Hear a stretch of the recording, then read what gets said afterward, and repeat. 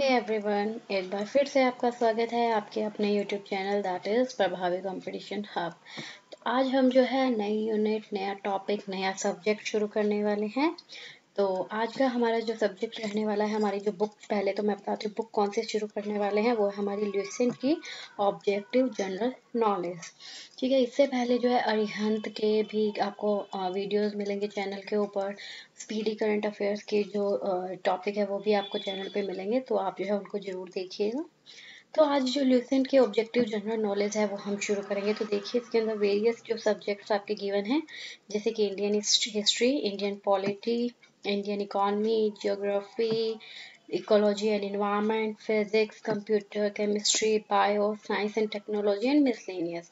तो ये जो 11th जो सब्जेक्ट है वो आपके इसमें गिवन है। तो वन बाय वन हम जो है इन सबको कंप्लीट करेंगे।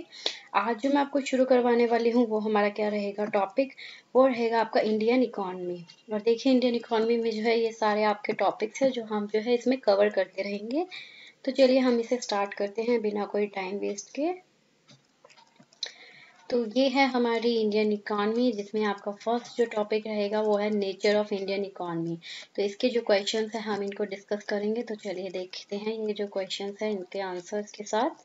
सबसे पहले आपको मिलता है क्वेश्चन, क्या है, the term mixed economy denoted. जो टर्म मिक्स्ड इकोनॉमी है उसका क्या मतलब है। तो मैंने आपको बताया था कि इकोनॉमी जो है वो आपकी तीन तरह की होती है, कैपिटलिज्म, सोशलिज्म एंड मिक्स्ड। तो थोड़ा थोड़ा मैं इसमें आपको डिटेल में एक्सप्लेन भी करती रहूंगी। तो जो कैपिटलिज्म होती है वो क्या होती है, उसके अंदर सारा का सारा प्राइवेट लोगों के हाथ में होता है, प्रॉफिट मोटिव जो है उसका मेन रहता है। जबकि सोशलिज्म की अगर हम बात करें तो वो सब गवर्नमेंट के अंडर होता है और सोशल वेलफेयर उसका मेन ऑब्जेक्टिव रहता है। लेकिन मिक्स्ड इकोनॉमी के अंदर क्या होता है, गवर्नमेंट और जो आपकी प्राइवेट है दोनों मिलकर यहाँ पर पार्टिसिपेट करती है। कुछ सेक्टर पब्लिक के हाथ में होते हैं जो गवर्नमेंट है, और कुछ सेक्टर प्राइवेट के हाथ में होते हैं। तो यहाँ पर प्रॉफिट मैक्सिमाइजेशन और सोशल वेलफेयर दोनों मिलकर चलते हैं। ठीक है, तो यहाँ देखिए फर्स्ट ऑप्शन आपको गिवन है existence of both rural and urban sector. कि बहुत रूरल और अर्बन सेक्टर आते हैं, नहीं, वो तो इसमें है ही नहीं। Existence of both private and public sector, existence of both heavy and small industries, and existence of both developed and underdeveloped sector। तो इन सभी ऑप्शंस में आपको साफ साफ नजर आ रहा है कि आपका जो करेक्ट आंसर होगा वो कौन सा होगा आपका, वो होगा existence of both private and public sector. जो बी ऑप्शन है वो आपका इसका क्या रहेगा, करेक्ट आंसर रहेगा। ठीक है, अब इसके आगे देखिए next question. In an economy, the sector are classified into public and private on basis of। एक इकोनॉमी में जो सेक्टर्स है उसको हम पब्लिक सेक्टर या प्राइवेट सेक्टर में डिवाइड करते हैं, लेकिन किस बेस पे। चार ऑप्शन आपको गिवन है, एम्प्लॉयमेंट कंडीशन के बेस पर, इकोनॉमिक एक्टिविटीज के नेचर के बेस पे, ऑनरशिप ऑफ एंटरप्राइज के बेस पे, या यूज ऑफ रॉ मटेरियल के बेस पे। तो देखिए, अगर आपको ये बताना है कि सेक्टर पब्लिक सेक्टर है या प्राइवेट सेक्टर है, तो हम हमेशा ऑनरशिप के बेस पर बताते हैं। अगर मान लो किसी सेक्टर के अंदर सारा की सारी ओनरशिप गवर्नमेंट के हाथों में है तो हम उसको बोलते हैं पब्लिक सेक्टर, और वहीं सारी की सारी ओनरशिप अगर प्राइवेट लोगों के हाथों में है तो हम उसको क्या बोलेंगे, प्राइवेट सेक्टर है। तो इसीलिए ये किसके बेस पर डिवाइड होता है, आपका ओनरशिप ऑफ एंटरप्राइज के बेस पर। तो इसका जो करेक्ट आंसर रहेगा वो रहेगा आपका C. Now dual economy is a mixture of. जो ड्यूअल इकोनॉमी है वो किसका मिक्सचर होती है, traditional agriculture sector and modern industrial sector, industrial sector and manufacturing sector, state ownership of the means of production in corporation of foreign organisation, या industrial sector and trading of goods obtained through import, या none of these. तो आपको इन पांचों में से बताना है कि ड्यूअल इकोनॉमी जो है वो किसका मिक्सचर होती है। तो इसका जो आपका करेक्ट आंसर रहेगा वो रहेगा ऑप्शन नंबर सी। क्या है, ऑप्शन नंबर सी। नहीं, सॉरी, ऑप्शन नंबर सी नहीं, बाय मिस्टेक मैंने बोल दिया। इसका आंसर होगा ऑप्शन नंबर ए। रुकिए मैं इसको करेक्ट कर देती हूँ। हाँ जी, तो इसका करेक्ट आंसर क्या होगा, ऑप्शन नंबर ए। तो ये क्या है, देखिए, traditional agriculture sector and modern industrial sector. Dual economy की जब बात करेंगे तो उसमें क्या होगा, जो ट्रेडिशनल और जो मॉडर्न है उसको एक साथ लेकर चलते हैं। तो जो ट्रेडिशनल आपका एग्रीकल्चर सेक्टर चलता आ रहा है वो, और जो अभी मॉडर्न में जो इंडस्ट्रियल सेक्टर में ग्रोथ हो रही है वो, उन दोनों का मिक्सचर आपका क्या कहलाता है, ड्यूअल इकोनॉमी। ठीक है। Now which sector of Indian economy has shown remarkable expansion during the last decade. Indian economy के कौन से सेक्टर के अंदर आपको जो है बहुत ज्यादा एक्सपेंशन या बहुत ज्यादा ग्रोथ मिलेगी? अगर हम पिछले दशक के दौरान की बात करते हैं तो आपका प्राइमरी सेक्टर है, सेकेंडरी सेक्टर है, टर्शरी है या फिर माइनिंग सेक्टर है। तो इसका आंसर हमें बताना है। तो इसका आपका करेक्ट आंसर देखिए, पहले इससे पहले हम इसको थोड़ा समझ लेते हैं। देखिए जो हमारे तीन सेक्टर होते हैं उसमें सबसे पहले जो प्राइमरी सेक्टर होता है तो उसके अंदर क्या होता है, प्राइमरी सेक्टर में वो सारा कुछ आता है जो कि हमारा एग्रीकल्चर प्रोड्यूस होता है, मतलब जो हम एग्रीकल्चर से जो भी हमारा प्रोड्यूस नेचुरल जो चीज प्रोडक्शन होती है वो आपका प्राइमरी में आता है। फिर सेकेंडरी में आपके आती है मैन्युफैक्चरिंग। मैन्युफैक्चरिंग मतलब जो आपको प्राइमरी सेक्टर से मिला, जो उसको raw as a raw material use करते हो आप सेकेंडरी में, और उस रॉ मटेरियल को यूज करके आप कुछ फिनिश्ड प्रोडक्ट बनाते हो, कुछ नया प्रोडक्ट बनाते हो, तो वो आपका सेकेंडरी सेक्टर में आता है। तो बेसिकली मैन्युफैक्चरिंग जो है वो आपका सेकेंडरी सेक्टर का पार्ट होता है। टर्शरी सेक्टर में आती है आपकी सर्विसेज। जितनी भी सर्विसेज है, बैंकिंग सर्विसेज हो गई या इंडस्ट्री इंश्योरेंस सर्विसेज हो गई, ठीक है, तो जितनी भी ट्रांसपोर्टेशन सर्विसेज वो सारी आपके टर्शरी सेक्टर में आती है। और माइनिंग सेक्टर मतलब एज सच वैसे तो इन तीन सेक्टर्स में ही इसको डिवाइड किया जाता है, माइनिंग में आपका माइनिंग वाला पोर्शन रहेगा। तो जो सबसे ज्यादा ग्रोथ हमें देखने को मिली है वो आपको मिली है टर्शरी सेक्टर के अंदर, ठीक है। तो इसका करेक्ट आंसर आपका क्या होगा? Option number C. Now when development in economy take place the share of tertiary sector in national economy। अगर हम बात करें कि इकोनॉमी में डेवलपमेंट हो रही है तो जो टर्शरी सेक्टर का जो शेयर है नेशनल इकोनॉमी में, इन नेशनल इनकम में, वो क्या होगा? First fall and rise, first rise and then fall, keeps on increasing या रिमेन कांस्टेंट। तो सीधी सी बात, अगर इकोनॉमी डेवलप कर रही है, एक बात देखो, इकोनॉमी डेवलप कर रही है तो अभी हमने बात की कि टर्शरी सेक्टर में ग्रोथ आए, तो ऑब्वियसली जो टर्शरी सेक्टर का जो शेयर है नेशनल इनकम में वो भी तो बढ़ता जाएगा ना। तो कीप्स ऑन इंक्रीजिंग। तो इसका करेक्ट आंसर आपका क्या होगा? Option number C. ठीक है, इसका करेक्ट आंसर क्या रहेगा? Option number C. अब हम चलते हैं नेक्स्ट क्वेश्चन पे। तो नेक्स्ट क्वेश्चन देखिए आपका क्या कहता है। It will be true to classify India as, ये सही होगा अगर हम इंडिया को क्लासिफाई करें एक फूड डेफिशिएंट इकोनॉमी। क्या मतलब हम इंडिया को ऐसे बोलेंगे ये एक फूड डेफिशिएंट इकोनॉमी है? बिल्कुल भी नहीं। अ labour surplus economy, labour surplus का मतलब ऐसा है कि ऐसी इकोनॉमी जिसके अंदर लेबर जो है, मतलब जो ह्यूमंस जो है काम करने के लिए, वो बहुत ज्यादा अमाउंट में अवेलेबल है। नेक्स्ट देखिए, या और ट्रेड सरप्लस इकोनॉमी जिसमें ट्रेड बहुत ही ज्यादा वाइड लेवल पे होता है, या कैपिटल सरप्लस इकोनॉमी जिसमें पैसा जो कैपिटल है वो बहुत है। तो ऑब्वियस सी बात है हमारे इंडिया में सबसे ज्यादा क्या मिलती है? लेबर। तो इसीलिए इसका आंसर क्या होगा? Option number B. तो इंडिया को हम क्लासिफाई कर सकते हैं as a labour surplus economy से। नेक्स्ट देखिए, मिक्स्ड इकोनॉमी मीन्स, अभी अभी हमने ऊपर बात की थी मिक्स्ड इकोनॉमी का मतलब क्या है। Where agriculture and industry are given equal importance, क्या एग्रीकल्चर और इंडस्ट्री को इक्वल इंपॉर्टेंस दी जाती है मिक्स्ड में? या फिर जहां पर पब्लिक सेक्टर एग्जिस्ट करेगा अलोंग विद प्राइवेट सेक्टर, जहां पब्लिक सेक्टर जो है वो प्राइवेट सेक्टर के साथ जो है रहेगा नेशनल इकोनॉमी के अंदर, या फिर जहाँ पे ग्लोबलाइजेशन जो है वो ट्रांसफर कर दी जाती है हैवी डोज ऑफ स्वदेशी नेशनल इकोनॉमी, या जहाँ पे सेंटर एंड स्टेट को इक्वल पार्टनर होते हैं इकोनॉमी प्लानिंग एंड डेवलपमेंट। तो इन सब में आपको साफ पता चल रहा है मिक्स्ड इकोनॉमी मैंने आपको क्या बताया था, जहाँ पे पब्लिक और प्राइवेट सेक्टर दोनों मिलकर काम करते हैं। तो इसका करेक्ट आंसर क्या बनेगा? ऑप्शन नंबर बी, जहाँ पे पब्लिक सेक्टर जो है वो प्राइवेट सेक्टर के साथ जो है एग्जिस्ट करता है नेशनल इकोनॉमी में। नेक्स्ट क्वेश्चन आपका आता है, Indian economy is characterized by, आप इंडियन इकोनॉमी को किस तरह से करेक्टराइज करेंगे? predominance of agriculture, predominance of industry, low per capita and massive unemployment। तो देखिए, predominance of agriculture ये बात तो कहीं ना कहीं सही है, क्योंकि हमारे इंडियन इकोनॉमी में क्या है, एग्रीकल्चर की अगर हम बात करें तो वो क्या है? प्रीडोमिनेंस है। प्रीडोमिनेंस ऑफ इंडस्ट्री, इंडस्ट्री भी क्या डोमिनेटेड चल रही है? नहीं, इंडस्ट्री नहीं चल रही, मतलब इतनी ज्यादा यहाँ पर इंडस्ट्री नहीं है जितनी ज्यादा यहाँ पे एग्रीकल्चर है। लो पर कैपिटा इनकम, ये बात भी कहीं ना कहीं सही है, हमारी इंडियन इकोनॉमी जो है उसकी कैपिटल इनकम जो है वो लो है। एंड मैसिव अनएम्प्लॉयमेंट, ये भी सही है क्योंकि यहाँ पर अनएम्प्लॉयमेंट बहुत है, इसी वजह से ही तो यहाँ पर लेबर सरप्लस पाया जाता है। तो देखिए फिर इन कॉर्ड्स में से आपका कौन सा करेक्ट आंसर बनता है? फर्स्ट एंड सेकंड नहीं, क्योंकि सेकंड तो हमने अवॉइड कर दिया। फर्स्ट सेकंड एंड थर्ड भी नहीं होगा, सेकंड थर्ड एंड फोर्थ भी नहीं होगा, तो इसका करेक्ट आंसर आपका क्या बनेगा? First third and fourth only. तो डी जो है वो आपका करेक्ट आंसर होगा इसमें। Now in India planned economy is based on, India के अंदर जो प्लान्ड इकोनॉमी जो है वो किसके ऊपर बेस्ड होती है? देखिए प्लान्ड इकोनॉमी को पहले मैं बता देती हूँ। जहां पर भी आपको प्लान्ड इकोनॉमी मिलेगा, इसका मतलब है ये गवर्नमेंट की इकोनॉमी है। प्लान्ड मतलब ये सब गवर्नमेंट के अंडर है। तो प्लान्ड इकोनॉमी किसके ऊपर बेस्ड होती है? मैंने आपको बताया था, देखिए गांधीयन सिस्टम नहीं, सोशलिस्ट सिस्टम जहाँ पर गवर्नमेंट का कंट्रोल आता है, कैपिटलिस्ट जहाँ पे प्राइवेट लोगों का आता है, और मिक्स जहाँ पे दोनों होते हैं। तो अब बताइए प्लांट मैंने अभी अभी आपको जस्ट बताया कहाँ पर गवर्नमेंट का होता है, तो इसीलिए ये कहाँ पर होगा, इसका आंसर क्या होगा? Socialist system. क्योंकि ये किसके ऊपर बेस्ड होती है? आपकी सोशलिस्ट सिस्टम पर बेस्ड होती है, क्योंकि गवर्नमेंट इसे रेगुलेट करती है। Now economic liberalization in India started with, India के अंदर जो इकोनॉमिक लिबरलाइजेशन है वो स्टार्ट हुआ था किसके साथ? तो मैं एक बार आपको बता दूं, इकोनॉमिक लिबरलाइजेशन अगर मैं बोलूं तो 1991 के अंदर जो है इकोनॉमिक रिफॉर्म आए थे, और इस रिफॉर्म के अंदर जो है एक एलपीजी को इंट्रोड्यूस किया गया था। एलपीजी मतलब लिबरलाइजेशन, प्राइवेटाइजेशन एंड ग्लोबलाइजेशन। तो इकोनॉमिक का लिबरलाइजेशन जो है कैसे शुरू हुआ था? Substantial change in industrial licensing policy, convertibility of Indian rupee, doing away with procedure formality for foreign direct investment, या significant reduction in tax rate. तो देखिए ये नीचे वाले तीन तो बनते ही नहीं है, क्योंकि कन्वर्टेबिलिटी इंडियन रुपीज को कन्वर्ट नहीं किया गया था। यहाँ पर हमने सिर्फ एलपीजी बोला मैंने आपको, तो उसमें लिबरलाइज, प्राइवेटाइज और ग्लोबलाइज है, तो यहाँ पे इंडियन रुपी की बात ही नहीं है।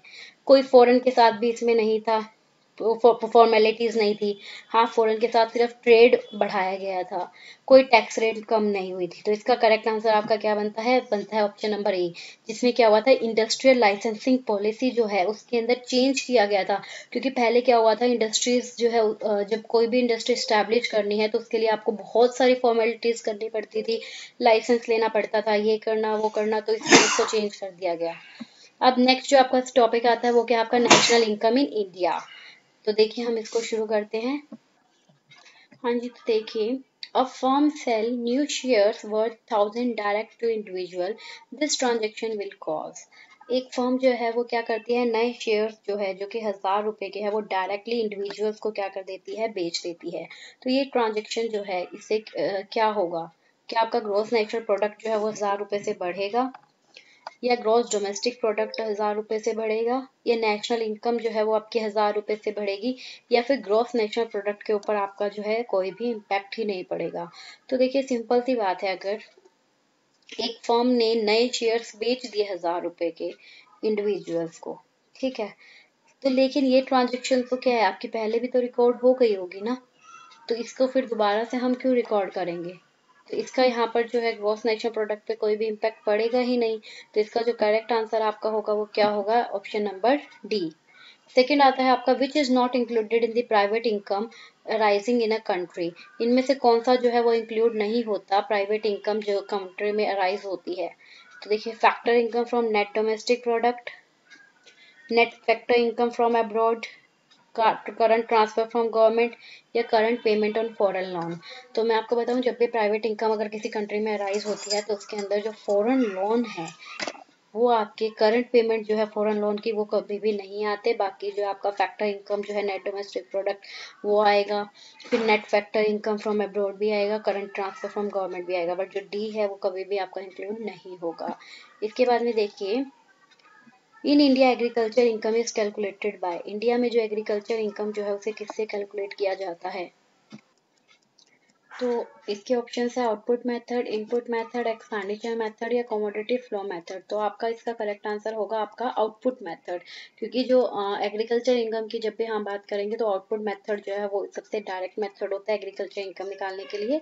और इसके अंदर जो है आउटपुट मेथड में basically income for farming, income from farming land, building structure, farm house, types of equipment, ये सब इंक्लूड होते हैं। इनपुट मेथड ऐसा कोई मेथड ही नहीं होता। और एक्सपेंडिचर मेथड आपका नेशनल इनकम निकालने में जो है यूज होता है, जिससे आप जो है पहले जीडीपी निकालते हो, और फिर उसके जीडीपी निकालने में आपका कंजप्शन, इन्वेस्टमेंट, गवर्नमेंट की स्पेंडिंग, नेट एक्सपोर्ट, ये सब इंक्लूड होते हैं। कमोडिटी फ्लो मेथड जो है ये आपको एक सिस्टमेटिक जो है फ्रेम प्रोवाइड करता है जीडीपी को एस्टिमेट करने के लिए फाइनल एक्सपेंडिचर के द्वारा, ठीक है। Now who coined the term Hindu rate of growth for Indian economy, Hindu rate of growth जो है इंडियन इकोनॉमी के लिए, ये जो टर्म है आपकी किसने कॉइन की थी? तो ये आपके राज कृष्णा जो है उन्होंने ये टर्म जो है आपकी कॉइन की थी, ठीक है। Next, GDP at factor cost. तो जीडीपी एट फैक्टर कॉस्ट जो है वो कैसे निकलेगा, या वो है क्या? देखिए, जीडीपी एट फैक्टर कॉस्ट में GDP minus indirect tax plus subsidy, GDP minus depreciation allowances, NNP plus depreciation allowances, GDP minus subsidy plus indirect taxes. तो देखिए इसका क्या होगा, मैं आपको थोड़ा समझा भी देती हूँ। इसका करेक्ट आंसर आपका होगा ऑप्शन नंबर ए।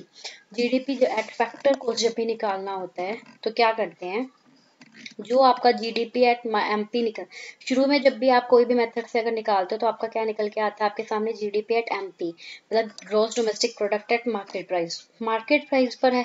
तो उसके अंदर से हमेशा आप इनडायरेक्ट टैक्सेस को माइनस करोगे और जो गवर्नमेंट की सब्सिडी होती है उसको प्लस करोगे, तो उससे आपका क्या निकल जाता है, जीडीपी एट एफसी।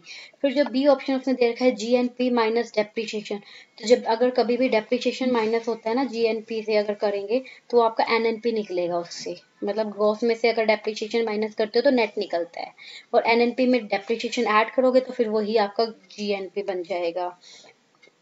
और अगर जीडीपी में सब्सिडी माइनस करोगे तो ये कभी भी नहीं होता, सब्सिडीज कभी माइनस नहीं होती, गवर्नमेंट सब्सिडीज हमें देती है, ना कि हम गवर्नमेंट को देते हैं। ठीक है, तो आपका करेक्ट आंसर क्या होगा, option number A. Next question है, per capita income is obtained by dividing national income by. Per capita income जो है वो ऑब्टेन कर सकते हो अगर आप नेशनल इनकम को क्या करते हो, डिवाइड करते हो किससे। इसका आंसर होगा ए से, टोटल पॉपुलेशन ऑफ कंट्री। अगर आप नेशनल इनकम को कंट्री में जितनी भी पॉपुलेशन है उससे डिवाइड कर दोगे तो आपके क्या निकल जाएगी, per capita income. Which one of the following is a development expenditure, इन सब में से एक डेवलपमेंट एक्सपेंडिचर कौन सा है। डेवलपमेंट एक्सपेंडिचर की अगर हम बात करेंगे तो देखिए कौन सा होगा आपका, irrigation expenditure, civil administration, debt service, grant in aid. तो आप इरिगेशन पे खर्चा कर रहे हो तो उससे डेवलपमेंट होगी, ऑब्वियसली होगी।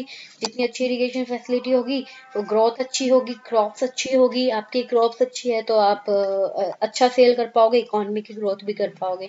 सिविल एडमिनिस्ट्रेशन, ये तो कुछ हुआ नहीं, सिविल को एडमिनिस्टर करना, कंट्रोल करना। डेट सर्विसेज, लोन देने की सर्विसेज में क्या डेवलपमेंट हो रही है, अगर आप लोन दे रहे हो उसमें क्या डेवलपमेंट होगी। ग्रांट की नीड, अगर आप कोई फ्री में कुछ दे रहे हो तो उसमें भी कोई डेवलपमेंट नहीं। तो इसका करेक्ट आंसर आपका क्या होगा, irrigation expenditure. Option number A जो है वो आपका इसका क्या होगा, करेक्ट आंसर होगा।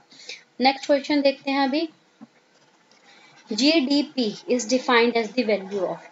जब जीडीपी की बात करेंगे तो उसको डिफाइन करोगे किसकी वैल्यू होती है, ये goods produced in an economy in year, एक साल में जो आपने गुड्स प्रोड्यूस की इकोनॉमी में, वो तो सिर्फ गुड्स कभी भी नहीं आती। Goods and services in an economy in year, ये हो सकता है, आप इसको रख सकते हो एक साइड में option. Final goods produced in economy in year, यहाँ पर सिर्फ गुड्स दे रखी है तो वो नहीं होगा। नेक्स्ट लास्ट देखिए, final goods and services produced in an economy in year, तो आपका ऑप्शन नंबर डी जो है उसका करेक्ट आंसर बनेगा, क्योंकि फाइनल जो गुड्स एंड सर्विसेज आपने प्रोड्यूस किया है इकोनॉमी में एक साल के दौरान वो आपका जीडीपी बनाता है। फाइनल इसलिए लिया क्योंकि अगर आप जो रॉ मटेरियल या इंटरमीडिएट गुड्स को लोगे तो उससे कभी भी आप जो है सही कैलकुलेशन नहीं कर पाओगे, उससे तो डबल काउंटिंग की प्रॉब्लम आ जाएगी आपको। ठीक है, नेक्स्ट आता है डेप्रिसिएशन आपका इक्वल होगा किसके, gross national product minus net national product. ये आपका एक हो सकता है, लेकिन हम बाकी के ऑप्शन देखते हैं। नेट में से ग्रोस माइनस करोगे, नहीं, ये आपका नहीं हो सकता। जीएनपी में से पर्सनल इनकम माइनस करोगे, ये तो बिल्कुल भी नहीं। पर्सनल इनकम में से पर्सनल टैक्स माइनस करोगे, नहीं। तो आपका इसका करेक्ट आंसर क्या होगा, ऑप्शन नंबर ए, जिसमें क्या है मैंने आपको ऊपर भी बताया, ग्रोथ में से अगर आप नेट माइनस करते हो तो आपका डेप्रिसिएशन निकलता है, या ग्रोथ में से डेप्रिसिएशन माइनस करते हो तो नेट निकलता है, या नेट में डेप्रिसिएशन प्लस करते हो तो ग्रोथ निकलता है। ठीक है, now which one of the following is not a method of measurement of national income, इनमें से कौन सा एक मेथड नहीं है नेशनल इनकम को मेजर करने का। वैल्यू एडेड मेथड बिल्कुल होता है, इनकम मेथड ये भी है, एक्सपेंडिचर मेथड ये भी होता है, बट इन्वेस्टमेंट मेथड कोई भी आपका मेथड नहीं होता। तो इसका करेक्ट आंसर आपका क्या होगा, ऑप्शन नंबर डी। इसका करेक्ट, क्योंकि उसने यही पूछा ना कौन सा मेथड नहीं है, तो आपका करेक्ट आंसर इसमें होगा option number D, investment method. Now next question देखिए जरा, net national product of a country is, अगर हम बात करते हैं नेट नेशनल प्रोडक्ट एक कंट्री की तो वो क्या होगा। तो देखो नेट बोला है इसने, इसका मतलब ग्रॉस में से डेप्रिसिएशन माइनस होगा, तो पहला ऑप्शन क्या कहता है, जीडीपी माइनस डेप्रिसिएशन अलाउंसेस। अब यहाँ पर नेट नेशनल प्रोडक्ट बोला है, लेकिन जीडीपी में से अगर डेप्रिसिएशन माइनस करेंगे तो क्या निकलेगा, वो तो एनडीपी निकलेगा। ठीक है, now GDP plus net income from abroad, ठीक है, अब जीडीपी में अगर आप net income from abroad plus कर दोगे तो उससे आपका एनडीपी निकल जाएगा, सॉरी उससे आपका जीएनपी निकल जाएगा, लेकिन हमें तो एनएनपी चाहिए। तो उसने बोला GNP minus net income from abroad, ये भी नहीं हो पाएगा। अगर आप जीएनपी में से net income from abroad minus करोगे तो वो आपका जीडीपी बन जाएगा। तो जीएनपी माइनस डेप्रिसिएशन अलाउंसेस, अगर आप जीएनपी में से डेप्रिसिएशन माइनस करोगे तो आपका जीएनएनपी ऑफ अ कंट्री निकल जाएगा। तो 11th का आपका ऑप्शन नंबर डी जो है वो आपका करेक्ट होगा। नेशनल इनकम जो है वो किसके ऊपर बेस्ड होती है? Total revenue of the state, state के टोटल रिवेन्यू पे? बिल्कुल भी नहीं। Production of goods and services, yes ये आपका करेक्ट आंसर रहेगा। Net profit earned and expenditure made by the state या सम ऑफ ऑल फैक्टर इनकम, ये आपका नहीं होगा। जो प्रोडक्शन है गुड्स एंड सर्विसेज का वो आपका कहलाता है, उसके ऊपर जो है आपकी नेशनल इनकम बेस्ड होती है। Now, which of the following is definitely a major indication of the state of the economy of a country? इनमें से कौन सा जो है एक मेजर इंडिकेशन, मतलब अगर हमें ये कहना है कि एक कंट्री की जो इकोनॉमी है वो अच्छी हो रही है या इकोनॉमी की कंडीशन कैसी है, उसकी स्टेट क्या है, तो इनमें से कौन सा जो है एक मेजर इंडिकेशन होता है जिससे हमें पता चलता है कि कंट्री जो है उसकी क्या स्टेट है। तो ये कौन कौन से आपके? रेट ऑफ जीडीपी ग्रोथ, बिल्कुल हमें इससे पता चलता है। इन्फ्लेशन से नहीं, इन्फ्लेशन तो कभी होती है कभी नहीं होती। Number of banks in a country, not at all. Stock of food grains in a country या नन ऑफ दिस, तो ऑप्शन नंबर ए जो है आपका वो सही होगा। एक कंट्री के जो जीडीपी की ग्रोथ है उसके बेस पर ही डिसाइड किया जाता है कि कंट्री की इकोनॉमी जो है वो किस स्टेट में जा रही है। Now which of the following can be called as a part of the service sector? इनमें से किसको जो है हम एक सर्विस सेक्टर का पार्ट बोलेंगे? टेक्सटाइल मिल, नो भाई मिल्स है तो ये आपकी मैन्युफैक्चरिंग का पार्ट है तो ये सेकेंडरी में जाएगा। बैंकिंग, यस बैंकिंग एक सर्विस प्रोवाइड करती है आपको। कॉयल माइंस नहीं आएगा, एग्रीकल्चर नहीं आएगा, नन ऑफ दिस नहीं आएगा, तो ऑप्शन नंबर 20 का करेक्ट आंसर होगा। नेक्स्ट देखिए, Many a time we read a term in financial newspaper GDP. What is the full form of the same? कई बार हम जो है ये फाइनेंशियल न्यूज़पेपर में जीडीपी टर्म सुनते हैं लेकिन उसकी फुल फॉर्म क्या है? तो जीडीपी की फुल फॉर्म बताने की जरूरत है आपको? पता होना चाहिए। क्या? ग्रॉस डोमेस्टिक प्रोडक्ट, यहाँ पे प्रोडक्ट आएगा, गलती से मिस्टेक हो रखा है। बाकी तो पढ़ने की जरूरत ही नहीं है, ऑप्शन नंबर ए आपका सही है। Now in terms of economics, total value of the output, goods and services produced and income received in a year by a domestic resident of a country put together is called। एक economics में अगर हम बात करें तो जो total value होती है आउटपुट जो प्रोड्यूस किया या जो इनकम रिसीव्ड की एक साल के दौरान किसी डोमेस्टिक जो कंट्री का रेजिडेंट है उसके द्वारा, उसको जब एक साथ हम पुट टुगेदर कर देंगे तो उससे क्या मिल बनेगा आपका? नेट नेशनल प्रोडक्ट नहीं, उससे आपका बनेगा ग्रॉस नेशनल प्रोडक्ट। क्या बनेगा? Gross national product. Next question. Which of the following is the correct definition of the term national income? National income की जो correct definition जो है वो क्या होगी आपकी? National income means the total amount of money government earns. No. Through direct tax collection every year, तो ये नहीं है। Total value of all sorts of stock held by a country at a particular point of time, नहीं। इसका correct answer क्या होगा? Option number C. क्या है ये? This is the measure of the volume of commodity and service turned out during a given period counted without duplication। ये क्या होता है? कोई भी कॉमोडिटी या सर्विसेज मतलब प्रोडक्ट एंड सर्विसेज की क्वांटिटी जो है उसको मेजर करना एक पर्टिकुलर टाइम पीरियड के दौरान और बिना किसी डुप्लीकेशन के, मतलब रिपीटेड ना हो। तो जब आप उन सबको गेट टुगेदर करके उनको ऐड करोगे तो वो आपकी नेशनल इनकम बनती है। Now which of the following is equivalent to national income? इनमें से कौन सा जो है वो नेशनल इनकम के इक्वल होता है? जीडीपी एट एमपी नहीं, ये जीडीपी एट एमपी तो वो होता है जब आपका स्टार्टिंग में निकलता है, चाहे आप कोई भी मेथड यूज करते हो, एक्सपेंडिचर करो, वैल्यू आउटपुट करो या इनकम करो। ठीक है, एनडीपी एट एफसी भी नहीं होगा। एनडीपी क्योंकि अभी डोमेस्टिक की बात चल रही है, क्योंकि नेशनल इनकम है तो हम नेशनल की बात करेंगे तो यहाँ डोमेस्टिक तो आ ही नहीं सकता। अब यहाँ पे net national product at market price तो होगा नहीं। तो आपका जो नेशनल इनकम है वो किसके इक्वल होता है? वो हमेशा net national product eight factor cost, जिसको अगर शॉर्ट में उसमें लिखूं सिंबल्स में तो आपका क्या बनता है? एनएनपी एट एफसी, ठीक है। तो नेशनल इनकम आपका किसके इक्वल होगा, एनएनपी एट एफसी। और ये क्वेश्चन बहुत बार पूछा जाता है एग्जाम में, तो आपको ये पता होना चाहिए। अब नेक्स्ट जो क्वेश्चन आता है वो है आपका असर्शन और रीजन का, और मैं आपको थोड़ा आइडिया दे देती हूँ। असर्शन एंड रीजन क्वेश्चन करने के लिए आपको पहले दोनों जो असर्शन है उसको भी ध्यान से समझना पड़ेगा, रीजन को भी ध्यान से समझना पड़ेगा, और उसके बाद में हम इसका आंसर देंगे। तो देखिए, per capita income of India does not give a complete picture of the economic growth of the country. अगर हम इंडिया के पर कैपिटा इनकम की बात करेंगे तो वो आपको कंट्री की इकोनॉमिक ग्रोथ जो है उसकी पूरी पिक्चर आपको नहीं बताएगा, मतलब आपको कंप्लीट अच्छी तरह से वो नहीं बता पाएगा कि कंट्री की ग्रोथ जो है वो कितनी हो रही है। तो ये बात बिल्कुल सही है।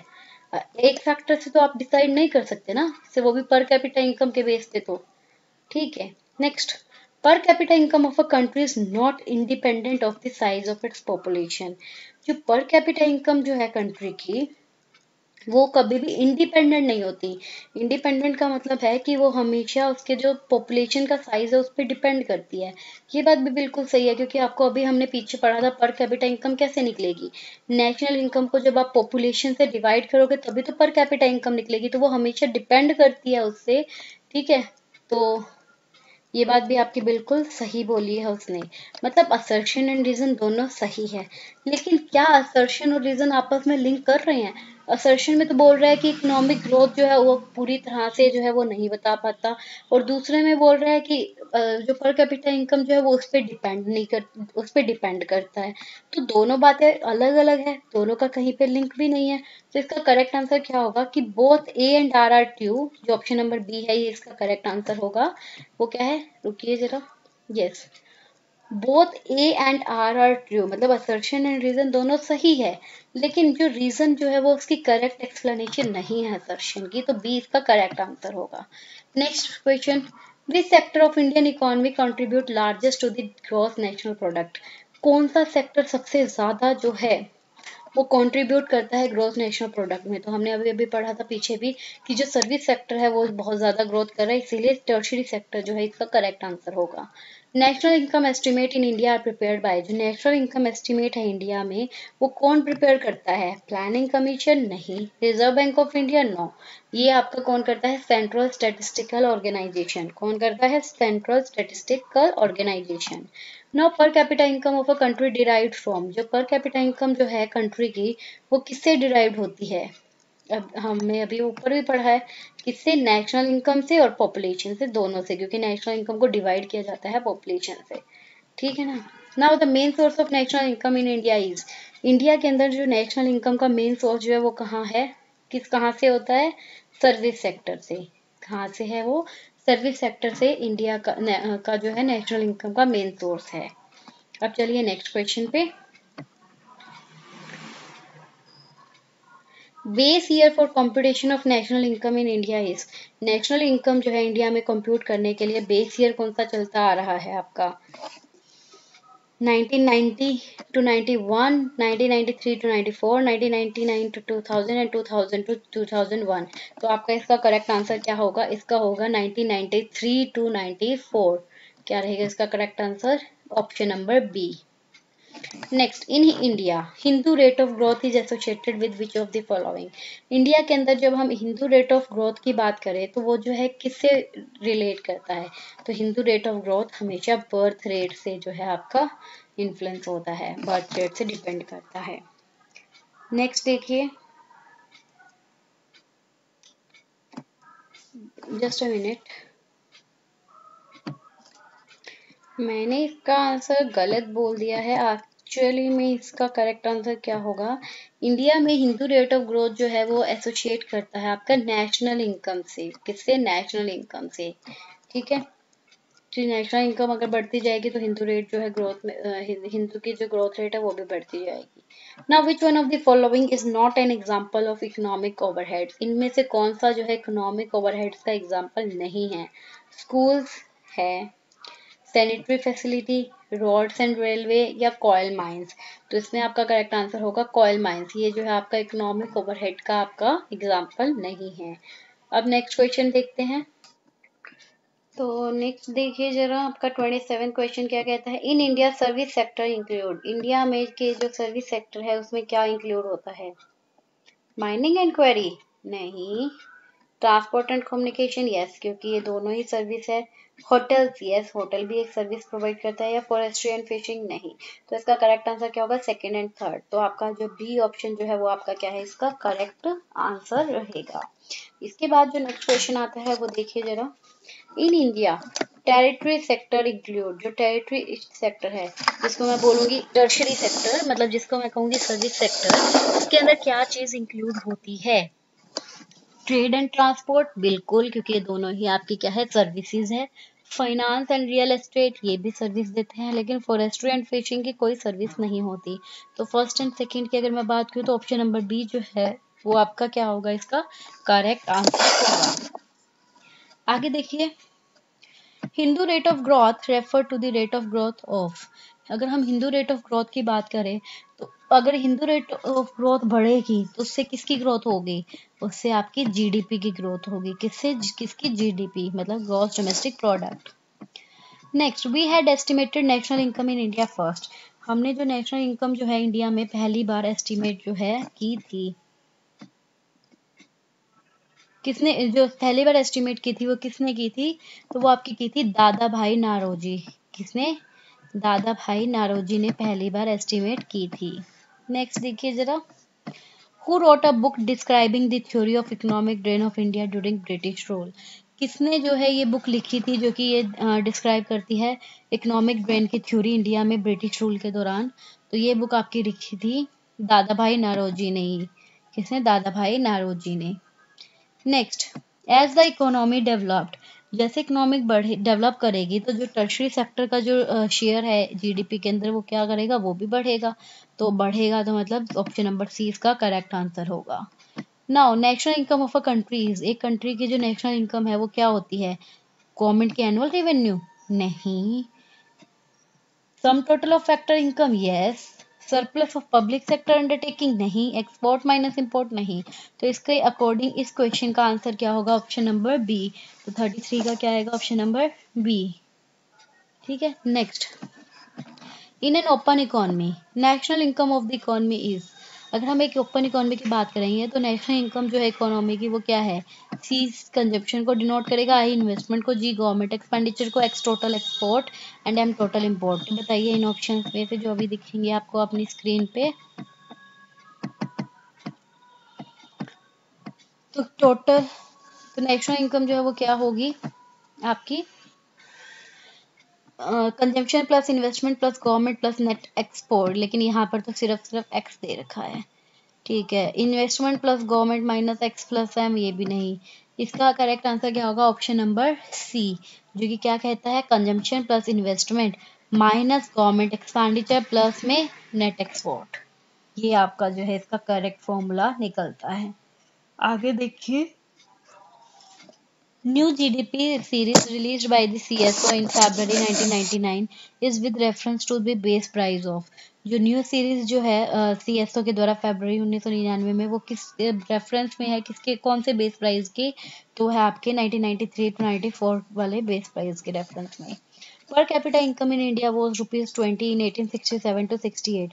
पर कैपिटा इनकम जो थी इंडिया में वो 20 रुपए थी 1867 से 68 में।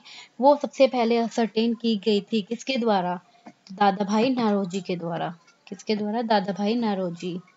Now, growth rate of per capita income at current price is higher than the per capita income at constant price because the latter takes into account the rate of। इसने बोला अगर हम पर कैपिटा इनकम की growth rate जो है current price पर देखें तो वो ज्यादा होगी as compare to the per capita income constant price से। बिकॉज, क्योंकि जो पर कैपिटा इनकम एक कांस्टेंट प्राइस जो है वो take into account the rate, वो किसके रेट को ध्यान में रखता है, growth of population, increase in price level. तो इसका करेक्ट आंसर आपका होगा 37 का, ऑप्शन नंबर बी, कि वो जो है आपके इंक्रीज इन प्राइस लेवल के अंदर इंक्रीमेंट को ध्यान में रखता है। तो इस वजह से अगर हम ग्रोथ रेट ऑफ पर कैपिटा इनकम करंट प्राइस देखें तो वो हमेशा ज्यादा होगा बजाय कि कांस्टेंट प्राइस की। नेक्स्ट क्वेश्चन आपका आता है, most appropriate measures of a country economic growth is it's, जो अगर हम मोस्ट अप्रोप्रिएट मेजर देखते हैं कंट्री की इकोनॉमिक ग्रोथ का, तो वो क्या है आपका gross domestic product, net domestic product, net national product या पर कैपिटल रियल इनकम। तो देखिए सबसे पहले तो आपका क्या आता है जीडीपी, जिसको मैं कहूँगी ग्रोस डोमेस्टिक प्रोडक्ट, यही आपका करेक्ट आंसर है। Now the term national income represent, national income जो टर्म है वो क्या रिप्रेजेंट करती है, तो इसका करेक्ट आंसर आपका मैं डायरेक्ट बता देती हूँ, ऑप्शन नंबर सी होगा, जो कि क्या डिनोट करती है gross national product at market price, मतलब जीएनपी एट एमपी। अब एमपी को एफसी बनाना है और उसको क्या बनाना है नेट, मतलब जीएनपी एट एमपी, उसमें से माइनस कर देंगे डेप्रिसिएशन, डेप्रिसिएशन माइनस करती एनएनपी एट एमपी आ गया, और उसी में से इनडायरेक्ट टैक्स माइनस करके सब्सिडी प्लस कर देंगे, तो आपका क्या आ जाएगा ये एनएनपी एट एफसी, और एनएनपी एट एफसी किसके इक्वल होता है आपका नेशनल इनकम की। तो ऑप्शन नंबर सी जो है वो इसका क्या होगा करेक्ट आंसर होगा। Now consider the following states, अब हमें फॉलोइंग स्टेट्स को कंसीडर करना है, महाराष्ट्र, गुजरात, कर्नाटका, तमिलनाडु। डिसेंडिंग ऑर्डर जो है इन स्टेट्स का आपको बताना है उनके per capita net state domestic product के हिसाब से। तो आपका किसका करेक्ट आंसर होगा ऑप्शन नंबर ए, डिसेंडिंग ऑर्डर बताना है, इसका मतलब महाराष्ट्र में सबसे ज्यादा है, देन गुजरात में, फिर कर्नाटक और फिर Tamil Nadu. Now which one among the following country have the lowest GDP per capita, इन सभी कंट्रीज में से कौन सी कंट्री है जिसका जो जीडीपी पर कैपिटा जो है वो बहुत कम है, तो आपको वो बताना है। तो इसका चाइना है, इंडिया है, इंडोनेशिया या श्रीलंका, तो इसका करेक्ट आंसर आपका होगा इंडिया। नेक्स्ट देखिए, which one of the following is the correct sequence in the decreasing order of contribution of different sources to the GDP of India? इसमें आपको बताना है करेक्ट सीक्वेंस बताना है डिक्रीजिंग ऑर्डर में, डिक्रीजिंग ऑर्डर मतलब पहले सबसे बड़ा फिर छोटा फिर छोटा, डिक्रीजिंग ऑर्डर में बताना है अलग अलग जो अलग अलग जो सोर्सेज है आपके उनका कंट्रीब्यूशन क्या है जीडीपी के अंदर, तो ये आपको डिक्रीजिंग ऑर्डर में बताना है। तो देखिए सर्विस सेक्टर का सबसे ज्यादा कंट्रीब्यूशन रहता है, आपको पता है, उसके बाद में आपका इंडस्ट्री सेक्टर आता है, मतलब टर्शरी, सेकेंडरी एंड प्राइमरी, तो सर्विस, फिर इंडस्ट्री और फिर एग्रीकल्चर। तो ऑप्शन नंबर ए जो है वो आपका क्या रहेगा इसका करेक्ट आंसर रहेगा। With reference to Indian economy consider the following statement, अगर हम इंडियन इकोनॉमी के रेफरेंस में देखते हैं तो आपकी फॉलोइंग स्टेटमेंट को कंसीडर करना है, GDP has increase by 4 time in the last 10 decade, GDP जो है वो 4 बार इंक्रीज हो गया पिछले 10 सालों में। परसेंटेज शेयर जो है पब्लिक सेक्टर का जीडीपी के अंदर वो जो है घट गया है पिछले 10 दशक के अंदर।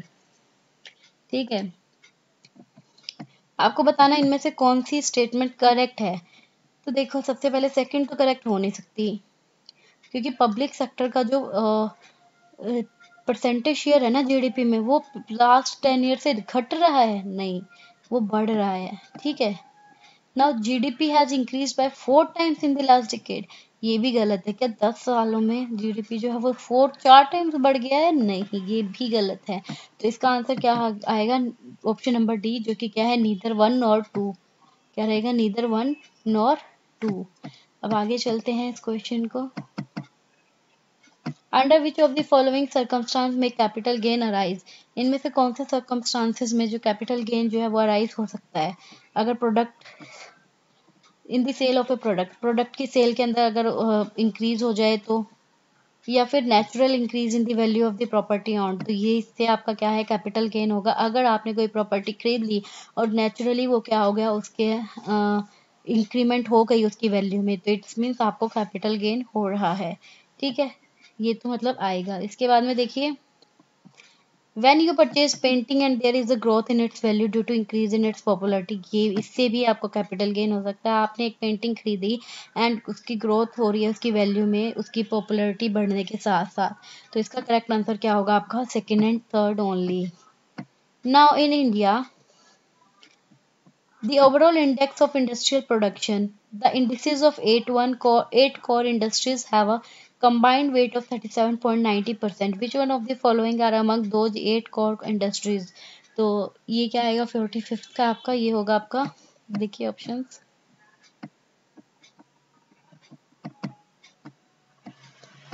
Cement, fertilizer, natural gas, refinery product और टेक्सटाइल। तो इसके अंदर आपका सीमेंट भी होगा, फर्टिलाइजर भी होगा, नेचुरल गैस भी होगा, रिफाइनरी प्रोडक्ट भी होगा, लेकिन टेक्सटाइल नहीं होगा। तो आपको जो क्वेश्चन दिया हुआ था उसमें आपको पता चल रहा होगा कि कौन सी 8 कोर इंडस्ट्रीज है, और ओवरऑल इंडेक्स जो है इंडस्ट्रियल प्रोडक्शन का 8 कोर इंडस्ट्रीज जो है उनका सबका वेट मिलके 37.90 हो रहा है। तो आपको वो 8 कोर इंडस्ट्रीज बताने थे, तो उसके अंदर आपने जो है वो देख ली कि आपकी कौन सी इंडस्ट्री, जो टेक्सटाइल इंडस्ट्री है वो इसमें नहीं आती। ठीक है, तो इसका करेक्ट आंसर आपको जो रहने वाला है वो क्या रहने वाला है, 1, 2, 3 एंड 4 ओनली, मतलब option number C. Now Hindu growth rate is related to, ये क्वेश्चन कितनी बार रिपीट होगा don't know. Hindu growth rate किससे रिलेट करता है, जीडीपी, जीडीपी या फिर नेशनल इनकम, दोनों इसका आंसर होंगे। तो ये आपका हमने नेशनल इनकम वाला कवर कर लिया। अब जो नेक्स्ट टॉपिक आपका आ रहा है वो क्या आपका, प्लानिंग इन इंडिया। तो सबसे पहले इसमें आता है, under which plan did the government introduce an agriculture strategy which give rise to green revolution. किस प्लान के अंदर जो गवर्नमेंट जो है उसने एक एग्रीकल्चर स्ट्रेटजी इंट्रोड्यूस की थी जो कि क्या कर रही थी, जिससे ग्रीन रेवोल्यूशन को जिसने राइज किया, बढ़ावा दिया। तो वो था आपका थर्ड 5 ईयर प्लान। क्या था आपका थर्ड 5 ईयर प्लान। देखिए जो प्लानिंग इन इंडिया के जितने भी क्वेश्चन है वो डायरेक्ट आपको लर्न करने वाले हैं, इसमें कुछ ऐसा समझाने वाला नहीं है, क्योंकि इसमें यही बताना है कि किस प्लान के अंडर क्या हुआ था, क्या किया था। ठीक है, तो नेक्स्ट देखिए, second 5 year plan was based on, जो सेकंड 5 ईयर प्लान जो है वो किसके ऊपर बेस्ड था, ये था आपका महालनोबिस मॉडल। किसके ऊपर बेस्ड था, Mahalanobis model. Now planning commission of India is, जो प्लानिंग कमीशन ऑफ इंडिया जो है वो क्या है, वो आपकी एक स्टैट्यूटरी बॉडी है। क्या है, एक स्टैट्यूटरी बॉडी, जिसको हम लॉ मेकिंग बॉडी भी कह सकते हैं। नाउ नहीं नहीं, रुकिए रुकिए रुकिए, सॉरी। तो इसका आपका आएगा, planning commission of India is not statutory, नहीं, नॉन स्टैट्यूटरी बॉडी। क्या है आपकी, एक नॉन स्टैट्यूटरी बॉडी है। कौन सी, प्लानिंग कमीशन ऑफ इंडिया। तो नॉन स्टैट्यूटरी बॉडी में बेसिकली क्या है, मतलब एक ऐसी बॉडी जिसके पास कोई लीगल पावर नहीं होता। स्टैट्यूटरी बॉडी में तो लीगल पावर होती है, लेकिन नॉन स्टैट्यूटरी जिसके पास कोई लीगल पावर नहीं होती और जिसको कोई पार्लियामेंट के किसी एक्ट में नहीं बनाया गया होता। ठीक है, नेक्स्ट फोर्थ क्वेश्चन क्या है आपका, महालनोबिस मॉडल जो है वो किस 5 ईयर प्लान से एसोसिएटेड है, तो वो है आपका सेकंड 5 ईयर प्लान से। कौन से 5 ईयर प्लान से, सेकंड 5 ईयर प्लान से। Now which plan gave emphasize on removal of poverty for the first time. कौन से प्लान ने जो है वो फोकस किया था कि पहली बार में ही पॉवर्टी को खत्म कर दिया जाए, तो वो था आपका फिफ्थ 5 ईयर प्लान। तो इसका करेक्ट आंसर होगा आपका ऑप्शन नंबर बी। ठीक है, नेक्स्ट आपका देखिए क्या आता है, period of 11th 5 year plan is, जो 11th 5 ईयर प्लान है वो किस साल से किस साल तक चला, तो वो था आपका 2007 से 2012 के बीच में जो है वो आपका चला था। ठीक है, कौन सा, 11th 5 ईयर प्लान। इसके बाद में देखिए, planning commission of India was constituted in the year, जो प्लानिंग कमीशन जो है इंडिया की वो किस साल बनाई गई थी, तो वो बनी थी आपकी 1950 में। तो इसका ऑप्शन नंबर जो सी है वो आपका क्या रहेगा, करेक्ट रहेगा। आगे चलते हैं, yes, which one of the following is not correct. ध्यान से सुनिए क्वेश्चन क्या कह रहा है, इनमें से कौन सा करेक्ट नहीं है। इसका मतलब कोई 3 आपके करेक्ट होंगे और एक आपका करेक्ट नहीं होगा। तो देखते हैं कौन सा।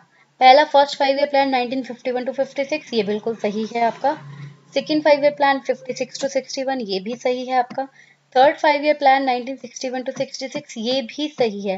फोर्थ 5 ईयर प्लान 1966 टू 71, ये गलत है। क्यों गलत है आपको बता देती हूँ।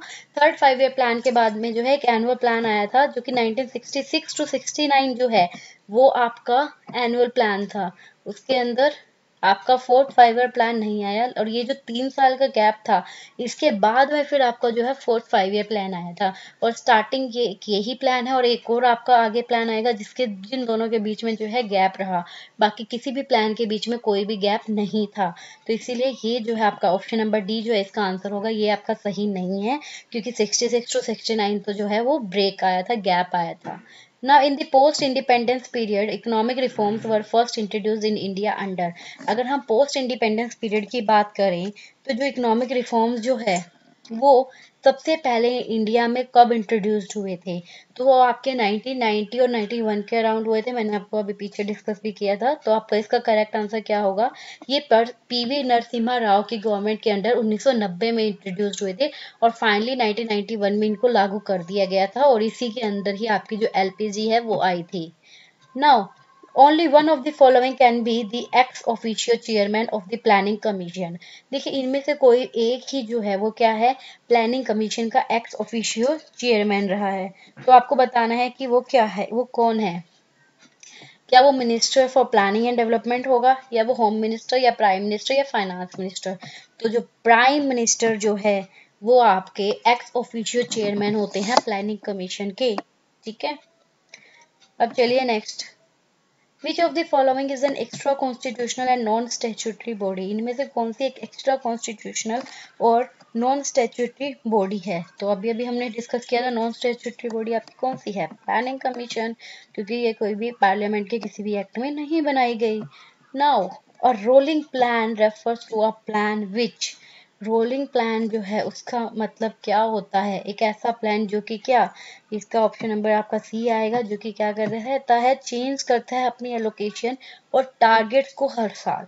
देखिए ऑप्शन नंबर बी भी ये कहता है चेंज करता है एलोकेशन हर साल, लेकिन इसमें टारगेट्स नहीं है। तो एक रोलिंग प्लान में क्या होता है, जिसकी एलोकेशन एंड टारगेट्स जो है वो हर साल चेंज होती रहती है, और इसी वजह से इसका नाम रोलिंग प्लान रखा गया। नेक्स्ट देखिए आपका, which one of the following 5-year plan of India has growth with social justice and equality or for achieving देखिए यहाँ से बुक थोड़ी क्लियर नहीं है, for achieving goal as the main focus. तो इनमें से कौन सा 5-year प्लान जो है इंडिया का, उसकी ग्रोथ जो है उसमें जिसमें सोशल जस्टिस और इक्वालिटी में जो है ग्रोथ को फोकस किया गया है, तो ये आपका था 9th 5-year प्लान। तो ऑप्शन डी जो है वो आपका करेक्ट आंसर रहेगा इस क्वेश्चन का। आगे देखिए,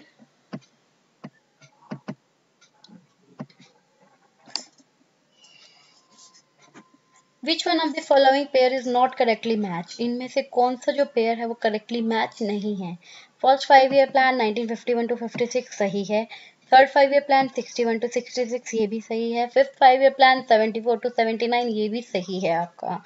तो कौन सा नहीं है आपका करेक्टली मैच, ये है आपका 9th 5-year प्लान, जो कि 1996 टू 2001 है। क्योंकि एक्चुअल में ये जो 9th 5-year प्लान है उसका टाइम पीरियड है 1997 टू 2002। तो इसीलिए ये आपका करेक्टली मैच नहीं है, तो ये इसका इस क्वेश्चन का आंसर हो जाएगा। नेक्स्ट क्वेश्चन देखिए जरा, which of the following are included in deficit financing in India. इनमें से कौन से जो है वो डेफिसिट फाइनेंसिंग इन इंडिया में इंक्लूड किया जाता है। The term is use frequently in economic planning. वो टर्म जो है वो फ्रीक्वेंटली मतलब बार बार हमारे इकोनॉमिक प्लानिंग में यूज की जाती है। तो कौन सी देखिए, borrowing from the reserve Bank of India, RBI से बोरो करना, ये आपका डेफिसिट फाइनेंसिंग में आता है, क्योंकि जब भी कंट्री को डेफिसिट फाइनेंसिंग की प्रॉब्लम को फेस करना होता है तो उस टाइम पे जो है आरबीआई से लोन लिया जाता है। Issue of new currency note, yes, इस सिचुएशन में आरबीआई नए नोट भी इशू कर सकती है। Withdrawal of past balance surplus etcetera, past balance या सरप्लसेस जो है उसको विड्रॉ भी कर सकते हैं, क्योंकि डेफिसिट फाइनेंसिंग की प्रॉब्लम को सॉर्ट आउट तो करना है ना। तो इसलिए इसका करेक्ट आंसर आपका क्या होगा, ऑल 1 2 3 जो है वो आपका करेक्ट आंसर होगा। विच one of the following is not with in the duty of planning commission. इनमें से कौन सा जो है वो प्लानिंग कमीशन की ड्यूटी के अंडर नहीं होता। तो देखिए इसमें आपका क्या आएगा, इसका ऑप्शन नंबर जो सी है वो आपका करेक्ट आंसर होगा। देख लेते हैं क्या कहते हैं सारे के सारे। तो देखिए, to define the stage of growth and suggest allocation of resources. तो ये तो प्लानिंग कमीशन की ड्यूटी है कि स्टेज ऑफ ग्रोथ देखना, सजेस्ट करना रिसोर्सेज कहाँ कहाँ लगाने हैं। To make an assessment of material capital and human resource of the country, check करना जो कैपिटल को, मटेरियल को और कंट्री के ह्यूमन रिसोर्सेज को। To prepare annual central budget बनाना, ये भी है उनका। To determine the nature of machinery required for implementation of plan proposal, ये determine करना मशीनरी का नेचर कौन सा चाहिए implement करने के लिए प्लान प्रपोजल, ये आपका कोई प्लानिंग कमीशन का काम नहीं होता। तो आपका जो करेक्ट आंसर रहेगा इसका क्या रहेगा, आपका ऑप्शन नंबर सी जो है वो उसकी कोई ड्यूटी नहीं है। Now, which 5-year plan had an objective of rapid industrialization with particular emphasis on development of basic and heavy industry?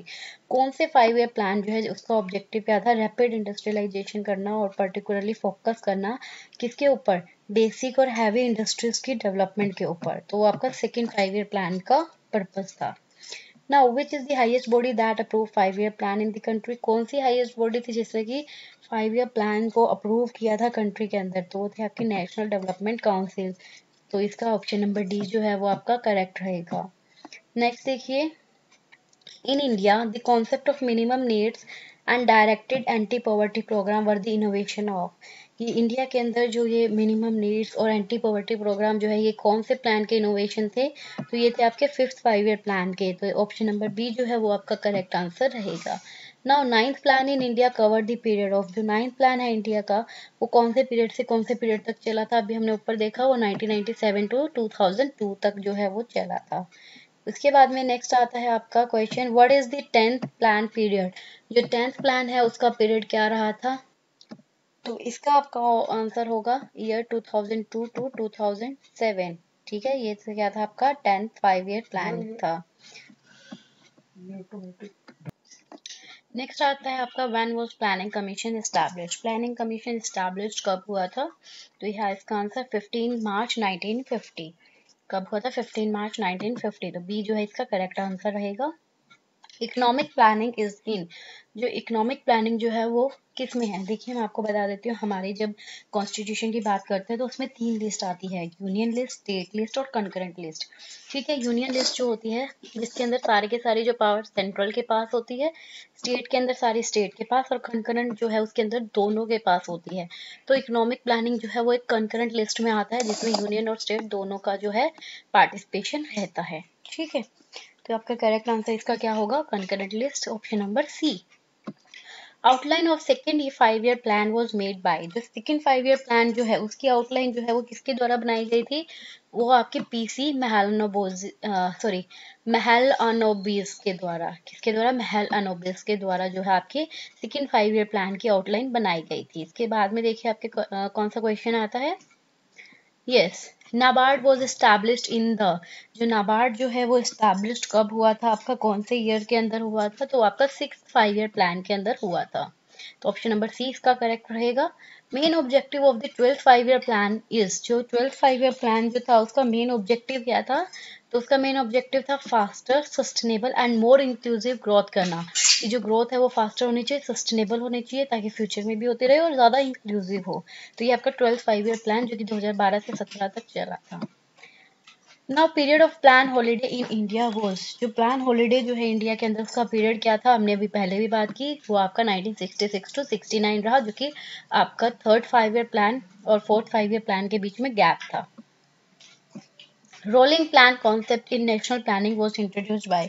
जो रोलिंग प्लान कॉन्सेप्ट जो है नेशनल प्लानिंग के अंदर वो किसके द्वारा इंट्रोड्यूस किया गया था, वो आपका जनता पार्टी गवर्नमेंट के द्वारा। तो ऑप्शन नंबर सी इसका करेक्ट रहेगा। Now in which 5 year plan the main objective was the eradication of poverty. कौन से 5 ईयर प्लान के अंदर जो मेन ऑब्जेक्टिव क्या था, पॉवर्टी को इरेडिकेट करना, उसे हटाना। तो ये पहले भी हम कर चुके हैं, ये आपका 5th 5 ईयर प्लान का मेन ऑब्जेक्टिव था। तो ऑप्शन नंबर बी आपका करेक्ट ऑप्शन रहेगा। Now which of the following is not a constitutional organ. इनमें से कौन सा एक कॉन्स्टिट्यूशनल ऑर्गन नहीं है जो कॉन्स्टिट्यूशन में बनाया गया है, एक एक्ट के द्वारा बनाया गया हो।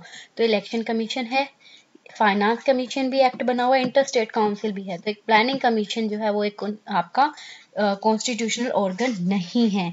तो ऑप्शन नंबर जो डी है वो आपका इसका करेक्ट रहेगा। Rolling plan for backward country वो सजेस्टेड बाय।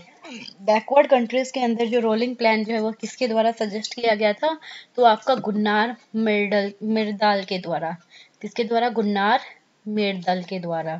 ठीक है, तो ऑप्शन नंबर ए इसका करेक्ट रहेगा। Now which one of the following statement is not true. इनमें से कौन सी स्टेटमेंट सही नहीं है, ध्यान से सुनो क्वेश्चन, कौन सी सही नहीं है। तो हम देखते हैं, तो पहली आपकी आती है prime minister is the chairman of planning commission of India. तो ये तो सही है, हमने पीछे अभी क्वेश्चंस में ही पढ़ा है। National development council is presided over by the prime minister of India, ये भी सही है।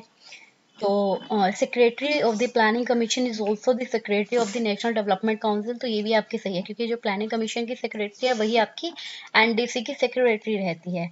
Now planning commission is the highest decision making body for planning in India.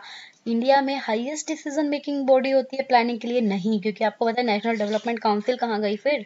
तो ये जो ऑप्शन नंबर डी है ये आपका करेक्ट नहीं है। तो 32 का डी ऑप्शन जो है वो आपका सही ऑप्शन रहेगा इसके लिए।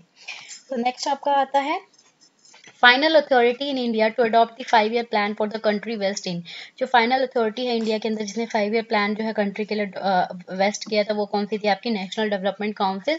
तो ऑप्शन नंबर बी जो है वो आपका करेक्ट रहेगा इस कॉन्टेक्स्ट में।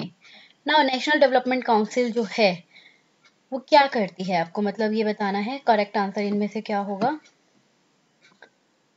पहले तो इन सबको पढ़िए। देखिए नेशनल डेवलपमेंट काउंसिल क्या, discuss progress of the national plan, suggest the way to achieve goal of the national plan, give guidelines to formulate the national plan, या suggest plan allocation। तो अब इन ये आपने पढ़ लिया। अब इनमें से जो नीचे आपको कोड्स दे रखे हैं उनके अकॉर्डिंग हमें देखने हैं 1 2 3 2 3 4 1 2 4 या ऑल ऑफ दी अबव। तो अब हम देखते हैं इनमें से कौन सा करेक्ट होना चाहिए। देखिए नेशनल डेवलपमेंट काउंसिल डिस्कस करती है नेशनल प्लान की प्रोग्रेस को, बिल्कुल सही बात है। सजेस्ट करती है वे जिससे कि आप नेशनल प्लान के गोल्स को अचीव कर सको, ये भी करेक्ट है। गाइडलाइंस भी देती है, ये बात भी करेक्ट है। लेकिन प्लान को एलोकेट करने का सजेशन ये कभी भी नहीं देगी। तो 1 2 3 जो है वो आपका करेक्ट रहेगा। तो इन कोड्स में देखते हैं 1 2 3 आपका कहाँ आता है। तो ये आपका आता है ए पर ही। तो इसका आपका जो करेक्ट आंसर रहने वाला है वो क्या रहेगा? Option number A. Now this slogan गरीबी उन्मूलन, पॉवर्टी रेडिकेशन, ये जो है कौन से 5 ईयर प्लान में दिया गया था? अभी पीछे बढ़कर आए हैं और इतनी बार आ गया है रिपीटेड 5th प्लान में। तो ऑप्शन नंबर सी इसका करेक्ट रहेगा। किस 5 ईयर प्लान में इकोनॉमिक डेवलपमेंट रेट जो है वो मैक्सिमम थी? तो इकोनॉमिक डेवलपमेंट रेट मैक्सिमम आपकी किसमें थी? 10th 5 ईयर प्लान में। किसमें थी? 10th 5 ईयर प्लान में। नेक्स्ट देखिए, विच one of the year of rolling plan was in operation in India? किस साल जो रोलिंग प्लान जो था ऑपरेशन में था इंडिया में? एक तो आपका 1966 टू 69 था और एक और आपका जब आया था वो कौन सा था? 1978 टू 79। तो ऑप्शन नंबर बी जो है वो आपका करेक्ट रहेगा। इंक्लूसिव ग्रोथ वुड नेसेसिटेट, जो इंक्लूसिव ग्रोथ जो है उसमें क्या चीज जरूरी होती है? इंफ्रास्ट्रक्चर फैसिलिटी की डेवलपमेंट, बिल्कुल सही। रिवाइवल ऑफ एग्रीकल्चर, एग्रीकल्चर को रिवाइव करना, दोबारा से जीवित करना, ये भी सही है। एवेबिलिटी ऑफ सोशल सर्विस जो है उसको बढ़ाना, जैसे कि एजुकेशन और हेल्थ, ये भी सही है। तो 38 का आपका जो आंसर करेक्ट होगा वो होगा option number D, all of the above. जो ऑप्शन है वो आपके करेक्ट है और ये सब आपके इंक्लूसिव ग्रोथ के अंदर आते हैं। ठीक है। Next, the theme of the approach paper of the 11th 5 year plan has been, जो थीम जो थी approach paper 11th 5 year plan की वो क्या थी? वो किसके रिगार्डिंग थी? तो वो थी आपकी फास्टर और मोर इंक्लूसिव ग्रोथ के रिगार्डिंग। तो ऑप्शन नंबर सी करेक्ट रहेगा। नाउ नेशनल डेवलपमेंट काउंसिल जो है वो कब कॉन्स्टिट्यूट हुई थी? तो वो आपकी कॉन्स्टिट्यूट हुई थी अगस्त 6 1952। कब हुई थी आपकी? अगस्त 6 1952। Planning was considered a prerequisites, जो प्लानिंग जो है उसे कंसिडर किया जाता है एक प्री रिक्विजाइट्स किसके लिए? देखिए for balance socio economic development. Planning मतलब जरूरी किस लिए है? सोशियो इकोनॉमिक डेवलपमेंट जो है उसके बैलेंस्ड सोशियो इकोनॉमिक डेवलपमेंट के लिए। तो ये सही बात है, हम प्लानिंग करते हैं ताकि जो सोशियो इकोनॉमिक डेवलपमेंट है वो बैलेंस्ड रह सके। Now extending the benefit of development in an even manner, development के जो बेनिफिट है उसको भी बढ़ाना एक इवन मैनर में, मतलब अप एंड डाउन ज्यादा नहीं होने चाहिए, रिच पुअर में गैप ज्यादा नहीं होना चाहिए, एक बैलेंस्ड वे में होना चाहिए। तो बिल्कुल सही है। For focus on removal of regional disparity, जो रीजन की वजह से जो रीजनल जो डिस्पैरिटी आती है उनको रिमूव करने पर फोकस करना, ये भी सही है। और मैक्सिमाइज करना अवेलेबल रिसोर्सेज का यूटिलाइजेशन। तो कहीं ना कहीं ये चारों ही आपके जो है प्लानिंग का एक पार्ट बनते हैं। हम प्लानिंग करते टाइम इन सब चीजों को कंसीडर करते हैं। तो इसका जो करेक्ट आंसर होना चाहिए वो आपका क्या रहेगा? Option number D, that is all the four are correct और and all the four are included in planning. Next देखिए आपका national horticulture mission was launched in which of the following 5 year plan? National horticulture जो है इनमें से कौन से 5 year plan के दौरान लॉन्च हुआ था? तो वो हुआ था आपका 10th 5 year प्लान में। कब हुआ था? 10th 5 year प्लान में। नाउ 20 पॉइंट प्रोग्राम, कौन सा 20 पॉइंट प्रोग्राम जिसको हम बोलते हैं बेसूत्री कार्यक्रम, was first launched in the year, वो कौन से ईयर में लॉन्च हुआ था? तो वो हुआ था आपका 1975। कब हुआ था? 1975। Who of the following is the chairman of the Planning Commission of India? इन कौन जो है, कौन सी जो प्लानिंग कमीशन ऑफ इंडिया जो है उसके चेयरमैन कौन थे आपके? तो क्या प्रोफेसर ए एम खुसरो थे, एन के पी साल्व या एम एस आहलूवालिया या नन ऑफ दीज? तो देखिए हमने पीछे यहाँ पर डिस्कस किया था कि जो प्राइम मिनिस्टर जो होगा वो आपका क्या होता है, वो प्लानिंग कमीशन का चेयरमैन होता है। तो अब इनमें से क्या, इनमें से कोई हमारा प्राइम मिनिस्टर है नहीं ना। तो इसका ऑप्शन क्या होगा, नन ऑफ दिस, बिकॉज यहाँ पर जो नरेंद्र मोदी है वो हमारे प्राइम मिनिस्टर चल रहे हैं और वही हमारे क्या होंगे फिर, प्लानिंग कमीशन के चेयरमैन होंगे। ठीक है, तो इसका करेक्ट आंसर होगा option number D, that is none of this. इसके बाद में देखिए नेक्स्ट क्वेश्चन जो हमारे सामने आपको देखने को मिलेगा, ये है आपका, विच of the following is an extra constitutional body, इनमें से कौन सी एक एक्स्ट्रा कॉन्स्टिट्यूशनल बॉडी है, तो वो है आपकी प्लानिंग कमीशन। तो ऑप्शन नंबर डी आपका करेक्ट होगा। Next, who was the first chairman of planning commission of India, जो पहले जो चेयरमैन थे प्लानिंग कमीशन ऑफ इंडिया के वो कौन थे, पंडित जवाहरलाल नेहरू। तो ऑप्शन नंबर बी जो है वो आपका करेक्ट होगा, Pandit Jawaharlal Nehru. Who preside over the national development council of India, किसने जो है national development council of India जो है उसको प्रिसाइड किया था, तो वो कौन, आपके प्राइम मिनिस्टर ऑफ इंडिया। कौन, प्राइम मिनिस्टर ऑफ इंडिया। तो ऑप्शन नंबर बी जो है वो आपका इसका करेक्ट आंसर रहेगा। Which of the final authority in India to approve 5 year plan, इनमें से कौन सी जो है फाइनल अथॉरिटी है इंडिया की जिसने 5 ईयर प्लान जो है उसको अप्रूव किया था। क्या union council of minister, planning commission, या फिर प्राइम मिनिस्टर, या नन ऑफ दीज। तो देखिए ये भी हमारा जो पीछे क्वेश्चन आ चुका है कि फाइनल अथॉरिटी जो इंडिया में जिसने 5 ईयर प्लान को अप्रूव किया था, तो वो आपकी तो एनडीसी थी ना, नेशनल डेवलपमेंट काउंसिल थी। लेकिन यहाँ पर तो ऑप्शन ही नहीं दिया हुआ है, तो इसलिए इसका ऑप्शन जो करेक्ट ऑप्शन रहेगा वो आपका क्या रहेगा, नन ऑफ दीज। और इसका करेक्ट आंसर क्या होना चाहिए, वो होगा नेशनल डेवलपमेंट काउंसिल। ये भी मैंने आपको साथ में बता दिया कि अगर ऑप्शन चेंज होकर आते हैं तो आप इसे अटेम्प्ट कर सकें। नेक्स्ट क्वेश्चन आपके सामने है, planning in India in real sense began with the second 5 year plan. Who was the architect of Indian planning? इसने बोला इंडिया में अगर हम प्लानिंग की बात करें रियल सेंस में, तो वो तो सेकेंड 5 ईयर प्लान के दौरान जो है शुरू हुई थी। तो आर्किटेक्ट कौन था इंडियन प्लानिंग का, तो आपके करेक्ट आंसर इसका है पीसी महालनोबिस जो है, डी ऑप्शन जो है वो इसका करेक्ट रहेगा। पीसी महालनोबिस जो है वो आपके इंडियन प्लानिंग के आर्किटेक्ट रहे।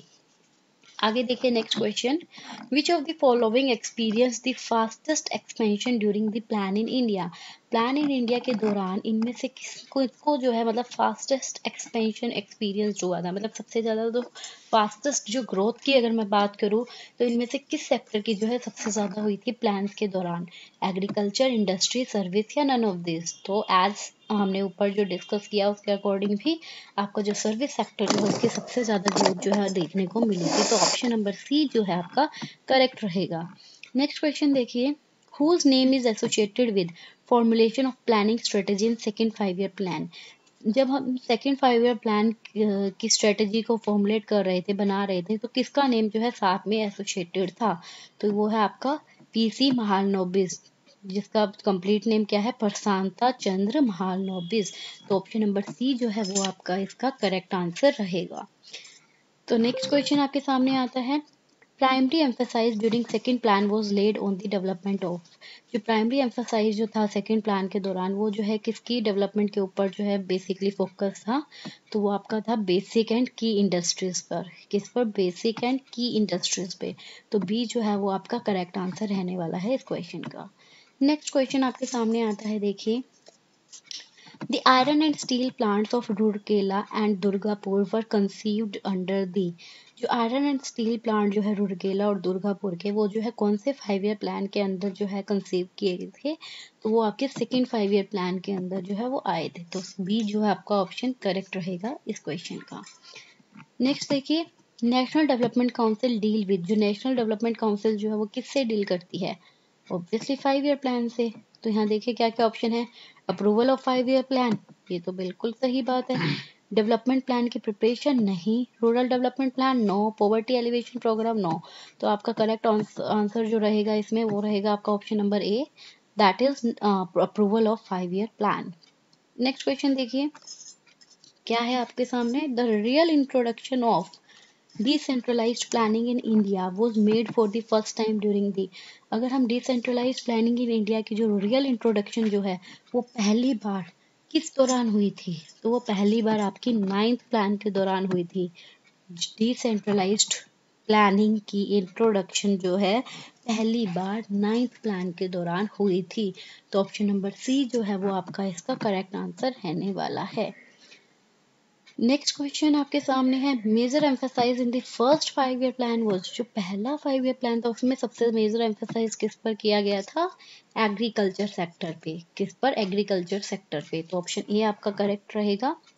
नाउ रूरकेला स्टील प्लांट वो setup with the assistance from, जो रूरकेला स्टील प्लांट जो है वो सेटअप किया गया था किसकी हेल्प से?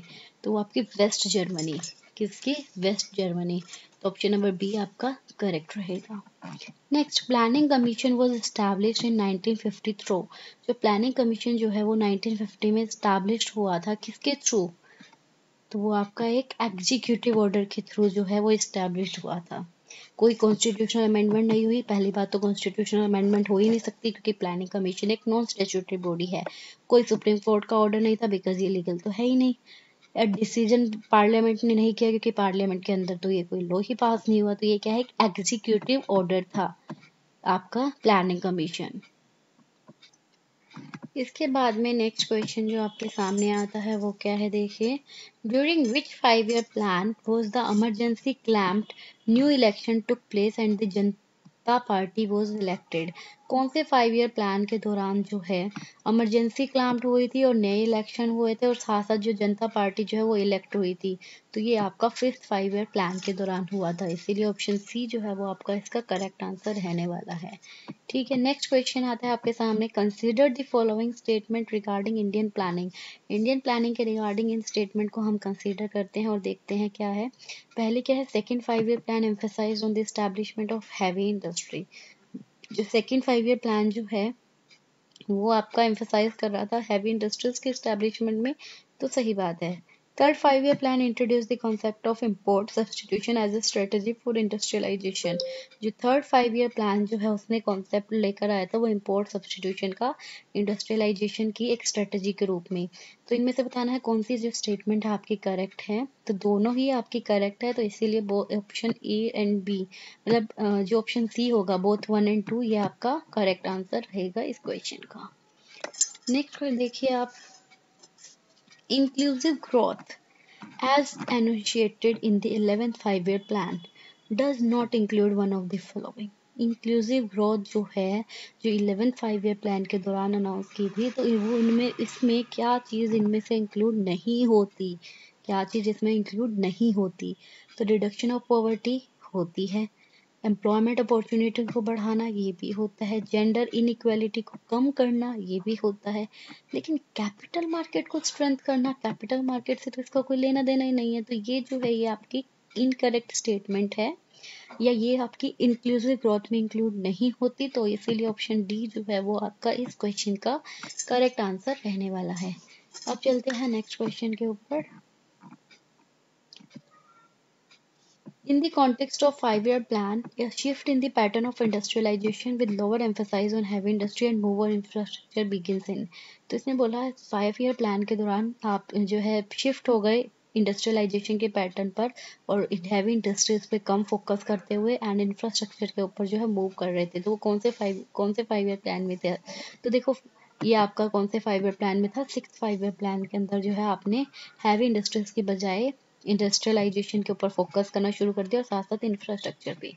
ठीक है, नेक्स्ट आपके सामने आता है, which of the following can aid in furthering the government objective of inclusive growth. इनमें से कौन सा जो है वो हेल्प करता है गवर्नमेंट के जो ऑब्जेक्टिव है इंक्लूसिव ग्रोथ का उसको बढ़ाने में?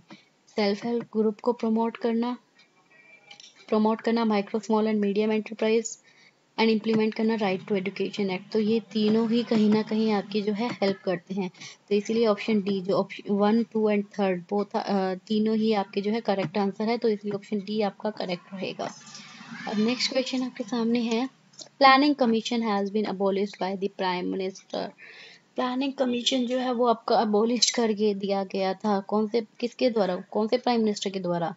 नरेंद्र मोदी। तो ऑप्शन ए जो है आपका करेक्ट रहेगा, नरेंद्र मोदी जो है उन्होंने प्लानिंग कमीशन को अबॉलिश कर दिया। Next, the government of India has establish NITI Aayog to replace the, जो गवर्नमेंट ऑफ इंडिया है उसने नीति आयोग को एस्टैब्लिश कर दिया, किसको रिप्लेस करते हुए? प्लानिंग कमीशन को। तो इसीलिए प्राइम मिनिस्टर ने प्लानिंग कमीशन अबॉलिश कर दिया और नीति आयोग को क्या कर दिया, उसकी जगह पर ले आए। ठीक है, तो डी आपका करेक्ट आंसर है। नेक्स्ट क्वेश्चन आपके सामने, नीति आयोग जो है वो एग्जिस्टेंस में आया कब? 1 जैन 2015 को। कब आया? 1 जैन 2015। तो ऑप्शन सी जो है वो आपका करेक्ट आंसर रहेगा। आगे देखिए, what opposed plan development in India? Who opposed plan development in India? किसने प्लान डेवलपमेंट जो है इंडिया में का उसको अपोज किया था? तो वो थे हमारे one and only Mahatma Gandhi. तो इसका करेक्ट आंसर आपका क्या रहेगा? ए, महात्मा गांधी। तो यहाँ पर आपका जो प्लानिंग कमीशन है वो आपका खत्म होता है, और जो फोर्थ हमारा लेसन या फोर्थ हमारा जो टॉपिक आता है वो कौन सा है आपका? Population of India. तो अब हमें इसके क्वेश्चन जो है वो सारे कवर करने हैं, तो हम इसको कंटिन्यू करते हैं। देखिए, तो फर्स्ट क्वेश्चन आपके सामने आता है, which amongst the following state union territory has not identified tribal community? इनमें से किसको ट्राइबल कम्युनिटी जो है उसमें आइडेंटिफाइड नहीं किया गया? तो है आपका option number B, that is Haryana. बाकी छत्तीसगढ़, महाराष्ट्र, कर्नाटका, ये सब जो आपके ट्राइबल कम्युनिटी के अंदर आते हैं। ठीक है, now which amongst the following state union territory has not identified tribal community? इनमें से अब जो ये आपको नीचे गिवन है, इनमें से कौन सी स्टेट या यूनियन टेरिटरी जो है वो ट्राइबल कम्युनिटी आइडेंटिफाइड नहीं की गई?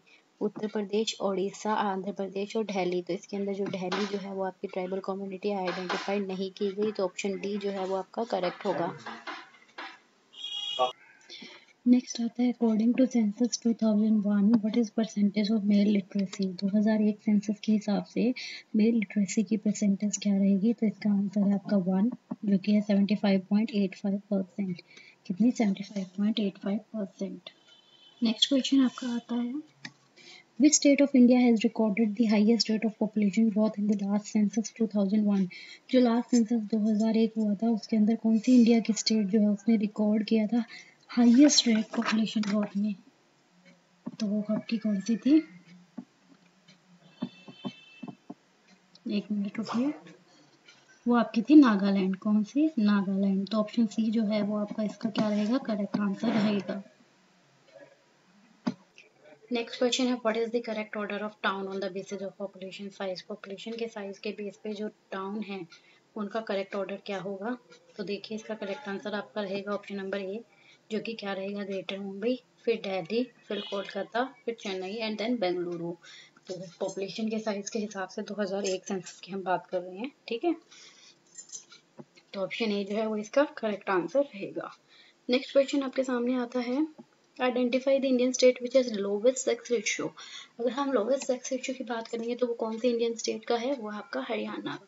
किसका? हरियाणा का। तो ऑप्शन ए जो है वो आपका क्या रहेगा? करेक्ट आंसर रहेगा।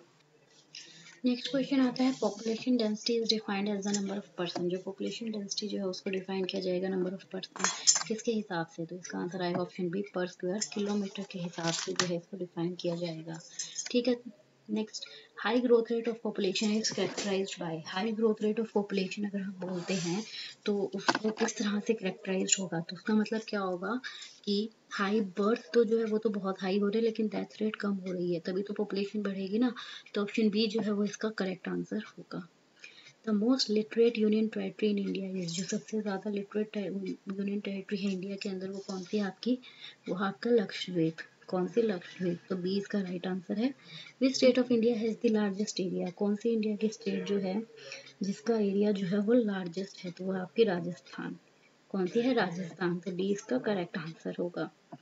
Now next question, Indian population की हिस्ट्री के अंदर कौन सा ड्यूरेशन पीरियड जो है उसे हम ग्रेट लीप फॉरवर्ड बोलते हैं? क्या बोलते हैं? Great leap forward.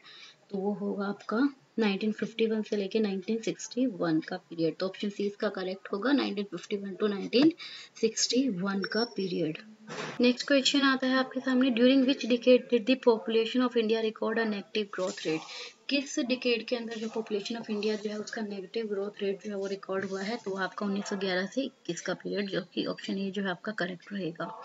नाउ 2011 का जो सेंसस है वो कौन सा सेंसस था? तो वो था आपको 15th सेंसस। कौन सा? 15th census. तो ऑप्शन सी जो है वो आपका करेक्ट आंसर रहेगा इस क्वेश्चन का। देन आपका नेक्स्ट क्वेश्चन आता है, Which one of the following is not a characteristics of population of a developed country? ध्यान से सुनो, डेवलप्ड कंट्री की पॉपुलेशन की करेक्टरिस्टिक्स इनमें से कौन सी नहीं है? तो डेवलप्ड कंट्री है तो जिसके अंदर क्या होगा, आपकी पॉपुलेशन जो है वो ज़्यादा नहीं होगी।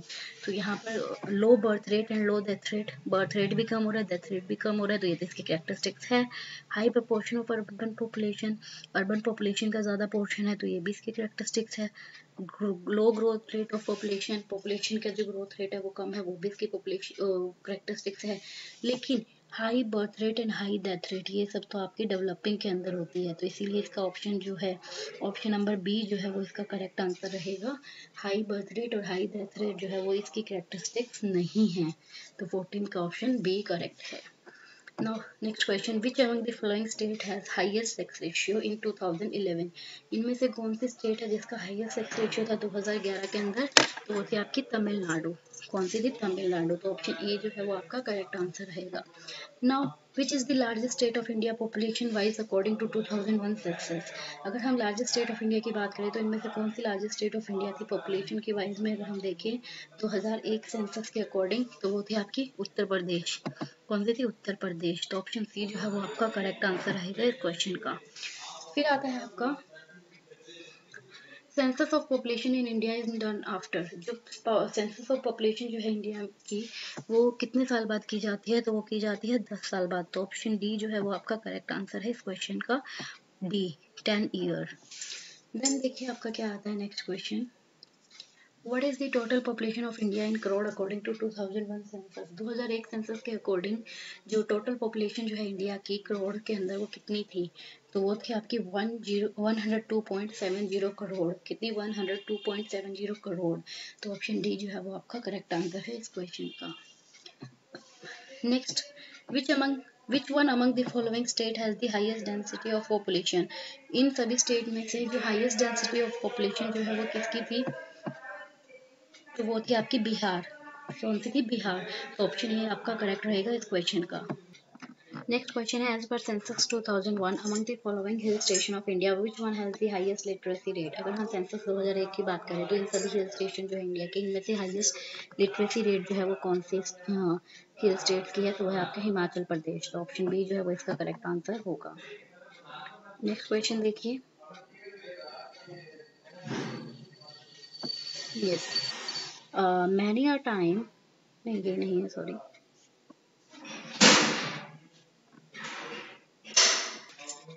हाँ जी, तो देखिए नेक्स्ट क्वेश्चन आपका, what is the percentage of India population to the world population? India की पॉपुलेशन क्या परसेंटेज है इंडिया की पॉपुलेशन का वर्ल्ड पॉपुलेशन से? अगर हम देखते हैं तो वो आपका है 16%। कितना? 16%। तो ऑप्शन बी जो है वो इसका करेक्ट आंसर होगा।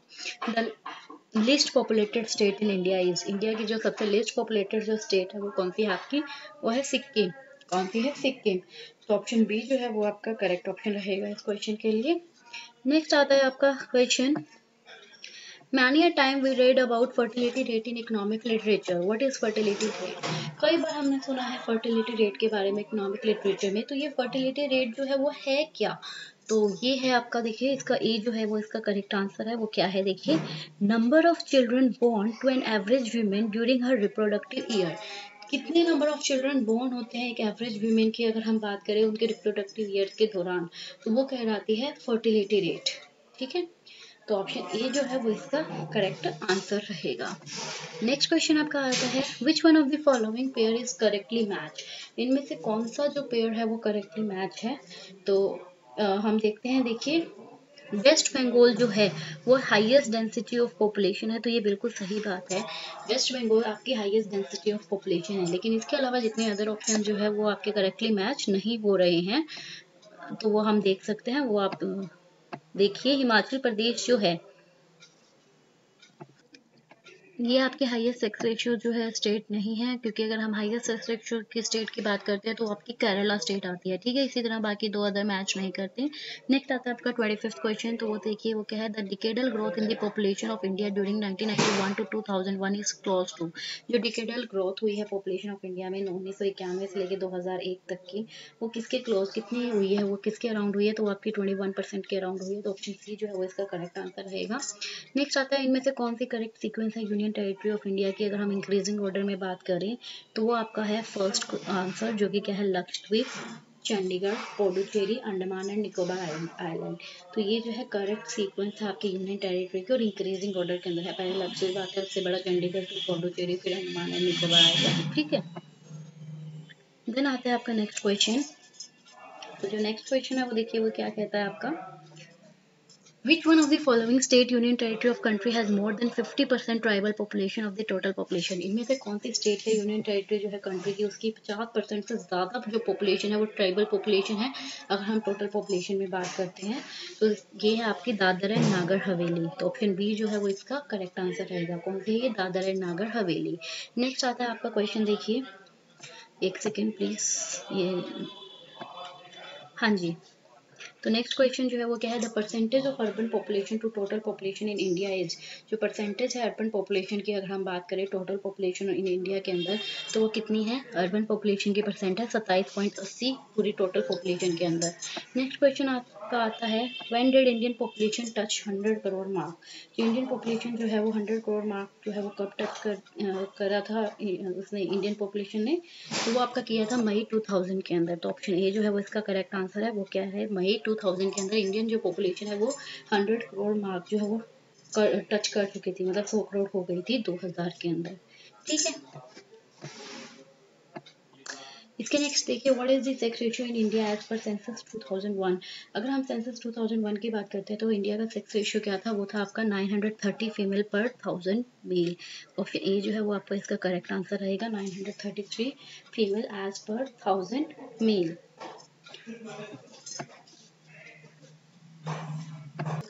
नेक्स्ट क्वेश्चन आता है, what is the rank of Bihar in view of population in India. अगर हम पॉपुलेशन के इन इंडिया पॉपुलेशन के व्यू में अगर बिहार की रैंक देखें तो वो आपके क्या है? वो आपकी थर्ड रैंक के ऊपर है बिहार पॉपुलेशन के अंदर।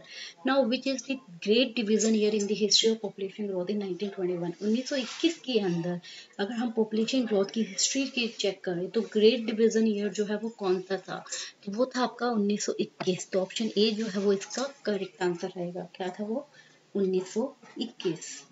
तो नेक्स्ट देखिएगा, Which state has the lowest literacy rate according to 2001 census report?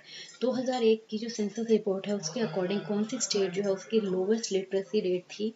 तो वो थी आपकी बिहार। कौन सी थी वो? बिहार।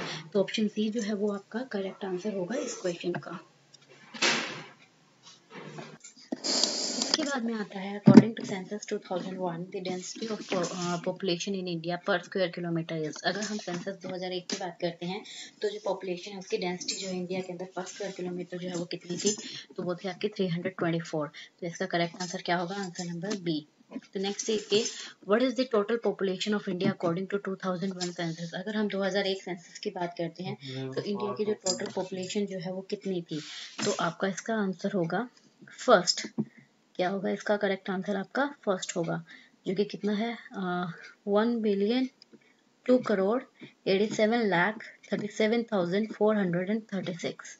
ठीक है, तो ये इसका करेक्ट आंसर है। इसके बाद जो क्वेश्चन आता है, the increase in literacy rate in India during 1991 to 2001 is. जो लिटरेसी रेट जो है वो 1991 से 2001 की बात करें तो वो कितना इंक्रीमेंट हुआ था? तो इसका आपका करेक्ट आंसर होगा बी, जो कि क्या है? 12.6%। नेक्स्ट क्वेश्चन देखिए, the 3 largest state of India in order of area are. अगर हम एरिया की बात करें तो एरिया के अंदर जो 3 लार्जेस्ट स्टेट जो है इंडिया की वो कौन कौन सी है?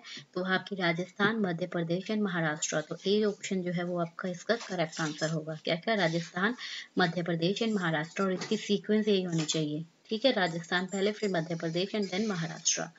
देन उसके बाद में क्या आता है, the state having the highest density of population is. एक ऐसी स्टेट जिसमें हाई डेंसिटी है पॉपुलेशन की, तो वो कौन सी स्टेट है? तो वो स्टेट है आपकी वेस्ट बंगाल। कौन सी है आपकी? West Bengal. Next question, which of the following is most urbanised state of India. इनमें से कौन सी सबसे ज्यादा अर्बनाइज्ड स्टेट है इंडिया की? अगर हम बात करते हैं तो वो कौन सी होगी आपकी? वो है आपकी गोवा। कौन सी है? गोवा। तो इसका करेक्ट आंसर आपका क्या रहेगा? C. Next question, as per 2001 census the least density populated state of India is। अगर हम 2001 सेंसस की बात करेंगे तो सबसे कम जो डेंसिटी पॉपुलेटेड स्टेट है इंडिया की, तो वो कौन सी होगी? तो देखिए इसमें कौन सी होगी, अरुणाचल प्रदेश, जम्मू कश्मीर, मिजोरम या सिक्किम। तो इसका करेक्ट आंसर आपका होगा ए, अरुणाचल प्रदेश जो है वो सबसे लीस्ट डेंसिटी पॉपुलेटेड स्टेट रहेगी इंडिया की। अब आता है आपका 41 क्वेश्चन, जो कि आपका असर्शन एंड रीजनिंग का क्वेश्चन है, तो इसको जरा ध्यान से सुनिए। आपको मैंने पहले भी बताया, पहले आपको असर्शन समझना है, फिर रीजन, और फिर उन दोनों को रिलेट करना है। तो देखिए असर्शन क्या कहता है, China growth of population has dramatically slowed down. जो चाइना की जो ग्रोथ ऑफ पॉपुलेशन जो है वो ड्रामेटिकली, धीरे धीरे जो है वो क्या हो रही है, स्लो हो रही थी, वो धीरे धीरे स्लो हो रही है। ठीक है, तो ये क्या ये असर्शन ठीक है या नहीं है? तो ये आपकी है सही।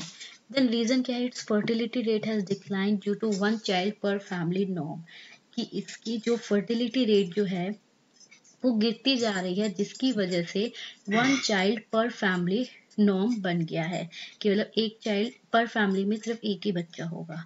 तो ये बात भी इनकी सही है। तो अब देखिए असर्शन भी सही बोल रहा है और रीजन भी सही बोल रहा है, लेकिन अब हमें देखना है क्या रीजन जो है वो असर्शन को एक्सप्लेन कर रहा है। तो अब इन दोनों को जरा पढ़ के देखिए कि चाइना की जो ग्रोथ ऑफ पॉपुलेशन जो है वो धीरे धीरे कम होती जा रही है, क्योंकि उसकी जो फर्टिलिटी रेट है वो गिरती जा रही है, जिसके कारण 1 चाइल्ड जो है वो पर फैमिली का नॉर्म बन गया है, रूल बन गया है। तो कहीं ना कहीं आपको दिख रहा है असर्शन और रीजन दोनों एक ही चीज पर बात कर रहे हैं और दोनों एक दूसरे से लिंक कर रहे हैं।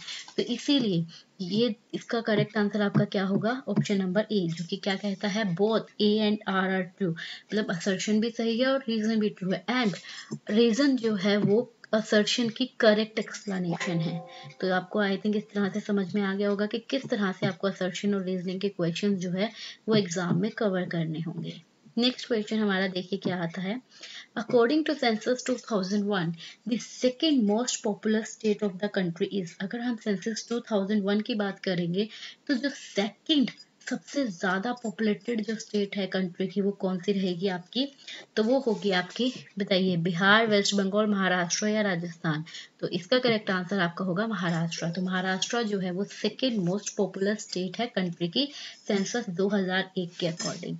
Next, in which state of India the sex ratio is more than 1000। किस इंडिया की कौन सी स्टेट में जो सेक्स रेशियो होगा वो आपका 1000 से ज्यादा है? तो वो है आपका, बताइए, केरला में। तो इसका करेक्ट आंसर आपका क्या होगा, ऑप्शन नंबर सी, केरला। ठीक है, according to the 2001 census, Maharashtra has the largest urban population and it is followed by। इसने बोला कि अगर हम 2001 सेंसस की बात करें तो महाराष्ट्र जो है वो सबसे लार्जेस्ट अर्बन पॉपुलेशन है, और इसको फॉलो कौन कर रही है, इसके साथ साथ और कौन सी जो है आपकी स्टेट आ रही है जो मतलब लार्जेस्ट अर्बन पॉपुलेशन के कैटेगरी में है? तो बताइए कौन सी है, Uttar Pradesh and Tamil Nadu, Delhi and Punjab, Haryana and Gujarat या वेस्ट बंगाल एंड दिल्ली। तो इसका करेक्ट आंसर होगा आपका ऑप्शन नंबर ए, कि महाराष्ट्र को फॉलो करती हुई, महाराष्ट्र जो है ये फॉलोड किसके द्वारा करी जा रही है, उत्तर प्रदेश एंड तमिलनाडु के द्वारा। Next question, the state which has the highest percentage of literate unemployed in India is. वैसी स्टेट जिसमें हाईएस्ट परसेंटेज है लिटरेट, मतलब पढ़े लिखे लोग हैं लेकिन अनएम्प्लॉयड है। तो मतलब ऐसी स्टेट जिसमें सबसे ज्यादा परसेंटेज आपको पढ़े लिखे अनपढ़ लोगों की जो है देखने को मिलेगी। तो आंध्र प्रदेश, मणिपुर, केरला या गुजरात। तो केरला जो है वो इसका करेक्ट आंसर होगा, तो ऑप्शन सी जो है वो इसमें करेक्ट होगा। Next question, Who among us the following are the most literate in India as per 2001 census। अब अगर हम 2001 सेंसस की बात करें तो इनमें से कौन से जो है वो सबसे ज्यादा पढ़े लिखे रहे हैं इंडिया के अंदर, बुद्धिस्ट, क्रिश्चियंस, जैन या सिख? तो इसके अंदर जो ऑप्शन सी है, जो जैनी है, वो सबसे ज्यादा पढ़े लिखे पाए गए थे 2001 सेंसस के अकॉर्डिंग। ठीक है, now next question, The first census in India during the British period was held during the tenure of। जो पहला सेंसस जो था इंडिया में ब्रिटिश पीरियड के दौरान, वो हेल्ड किया गया था किसके कार्यकाल के दौरान? क्या वो लॉर्ड डफरिन थे, लॉर्ड लाइटन, लॉर्ड मायो या लॉर्ड रिपॉन? तो इसका करेक्ट आंसर है आपका लॉर्ड मायो। लॉर्ड मायो की जो कार्यकाल चल रहा था उसके दौरान जो है पहला सेंसस इंडिया के अंदर जो है हेल्ड हुआ था ब्रिटिश टाइम पीरियड में। ठीक है, नाउ अब आपका आता है नेक्स्ट क्वेश्चन। तो देखिए आपका नेक्स्ट क्वेश्चन क्या कहता है, अकॉर्डिंग टू इंक्रीजिंग पॉपुलेशन, अगर हम इंक्रीजिंग पॉपुलेशन की बात करें तो आपको ये जो स्टेट्स है इनको अरेंज करना है और करेक्ट आंसर जो है कोड में से फाइंड आउट करना है। पॉपुलेशन इंक्रीजिंग की बात कर चल रही है, मतलब पहले जो है सबसे कम पॉपुलेशन वाला आएगा, फिर उसमें जैसे पॉपुलेशन बढ़ी फिर वो स्टेट, फिर जिसमें और पॉपुलेशन बढ़ी वो स्टेट, इस तरह से आपको जो है इसको इंक्रीजिंग ऑर्डर में जो है करना है। तो बताइए उत्तर प्रदेश, वेस्ट बंगाल, मध्य प्रदेश या महाराष्ट्र। तो आपका इसका करेक्ट आंसर रहेगा option number D. It means सबसे पहले पॉपुलेशन, इंक्रीजिंग पॉपुलेशन में अगर हम बात करें तो मध्य प्रदेश, फिर वेस्ट बंगाल, देन महाराष्ट्र और उसके बाद में उत्तर प्रदेश। ठीक है, तो इससे ये इनकी जो है पॉपुलेशन इंक्रीज होती गई। Madhya Pradesh, West Bengal, Uttar Pradesh and Maharashtra. तो ऑप्शन डी जो है वो आपका करेक्ट आंसर रहेगा इस क्वेश्चन का। Now by 2001 literacy average in India touched, अगर हम 2001 लिटरेसी की बात करें तो एवरेज जो है इंडिया की वो टच कर रही थी कितनी, 65.38% ऑफ पॉपुलेशन। तो ऑप्शन ए जो है वो इसका करेक्ट रहेगा, क्या रहेगा, 65.38% of the population. Now next question. Which of the following state has shown highest decadal growth of population during 1991 to 2001? इनमें से कौन सी स्टेट है जिसने हाईएस्ट जो है डिकेडल ग्रोथ ऑफ पॉपुलेशन, अगर हम बात करें मतलब पूरे दशक में जो है पॉपुलेशन की ग्रोथ जो है सबसे ज्यादा हाईएस्ट कौन सी स्टेट में हुई है 1991 और 2001 के दशक में। तो इसका करेक्ट आंसर क्या है आपका, नागालैंड। ऑप्शन नंबर सी जो है वो आपका करेक्ट आंसर रहेगा। Now come to the next question. The correct sequence of metropolitan cities on the basis of population size in the descending order as per census of 2001 is, आपको correct sequence बतानी है metropolitan cities की population के size के base पर, लेकिन ये descending order में बतानी है, सबसे पहले सबसे ज्यादा बड़े वाली, फिर छोटी, फिर छोटी, फिर छोटी, इस तरह से। ठीक है, मतलब वो मेट्रोपॉलिटन सिटीज पॉपुलेशन के साइज के हिसाब से, तो पहले जिसमें सबसे ज्यादा पॉपुलेशन है, फिर उससे कम, फिर उससे कम और फिर उससे कम। तो आपका इसका करेक्ट आंसर क्या रहेगा, ऑप्शन नंबर ए, जो कि क्या है, सबसे ज्यादा population Greater Mumbai, then Delhi, फिर कोलकाता एंड देन चेन्नई। तो ये जो है आपका इसका करेक्ट ऑर्डर होगा, करेक्ट सीक्वेंस होगी। चलिए अब हम चलते हैं हमारे नेक्स्ट क्वेश्चन पे।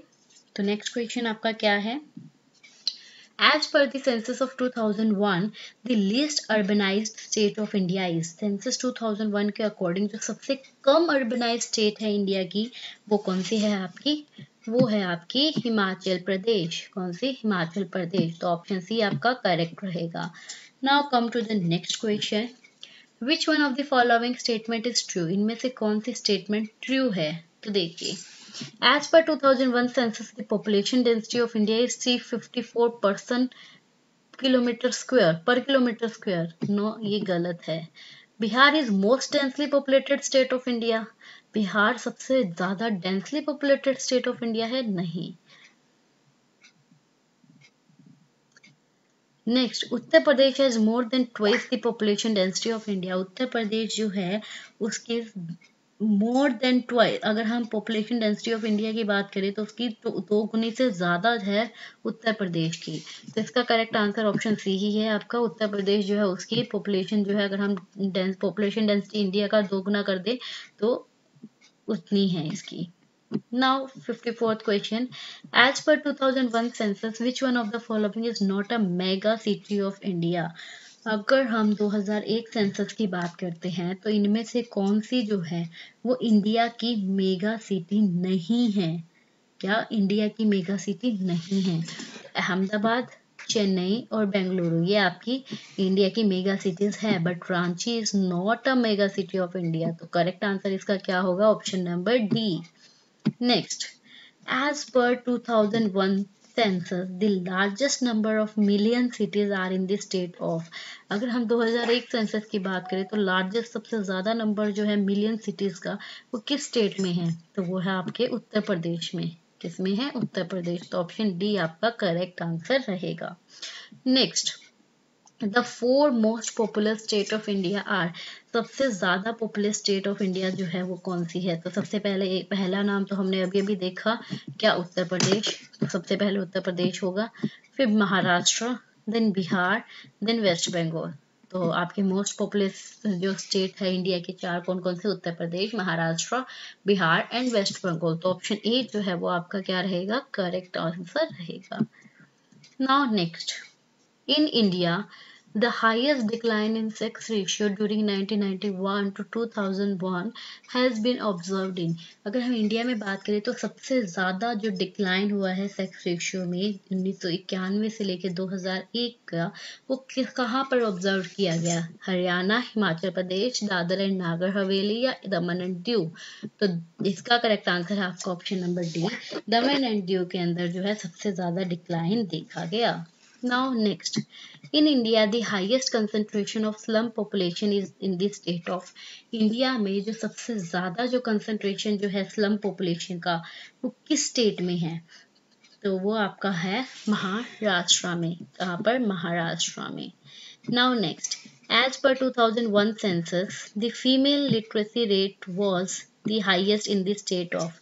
अगर हम 2001 सेंसस की बात करें तो जो फीमेल लिटरेसी रेट जो है वो सबसे ज्यादा हाईएस्ट है किस स्टेट में?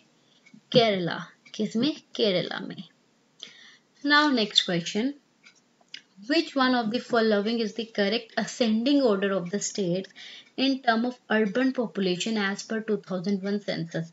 2001 सेंसस के हिसाब से इनमें से कौन सा जो है वो करेक्ट असेंडिंग ऑर्डर रहेगा स्टेट्स का अर्बन पॉपुलेशन की टर्म में? तो अर्बन पॉपुलेशन की टर्म में देखिए सबसे कम जो है अर्बन पॉपुलेशन, इसका करेक्ट आंसर होगा आपका ऑप्शन नंबर ए। सबसे कम अर्बन पॉपुलेशन है वेस्ट बंगाल में, उसके बाद में थोड़ी ज्यादा तमिलनाडु, फिर उत्तर प्रदेश एंड देन महाराष्ट्र। तो ये आपका करेक्ट असेंडिंग ऑर्डर रहेगा। अब आते हैं नेक्स्ट क्वेश्चन पे। Consider the following statement and select the correct answer from the code given below. India's population is characterised by a high growth rate. India की जो पॉपुलेशन जो है वो कैरेक्टराइज होती है हाई ग्रोथ रेट से। Next, with the current growth rate it is likely to overtake China in the near future। जो current growth rate चल रही है इससे ऐसा लग रहा है कि आने वाले फ्यूचर में जो है चाइना को ओवरटेक किया जा सकता है। नेक्स्ट ऑप्शन है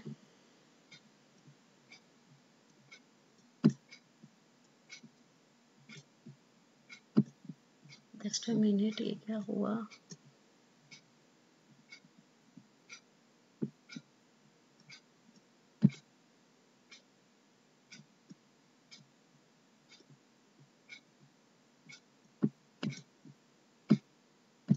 हाँ जी, out of every 6 person of the world 1 is Indian.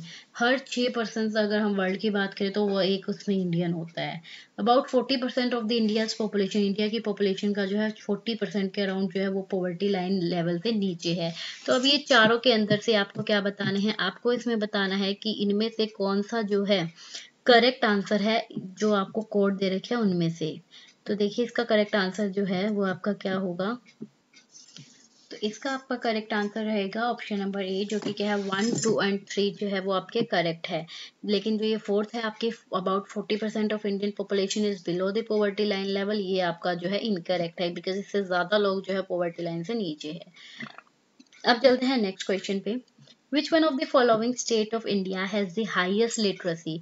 इनमें से कौन सी स्टेट है इंडिया की जिसकी सबसे ज्यादा जो है वो क्या है लिटरेसी है? तो वह आपका सी, दैट इज मिजोरम। ठीक है, Mizoram.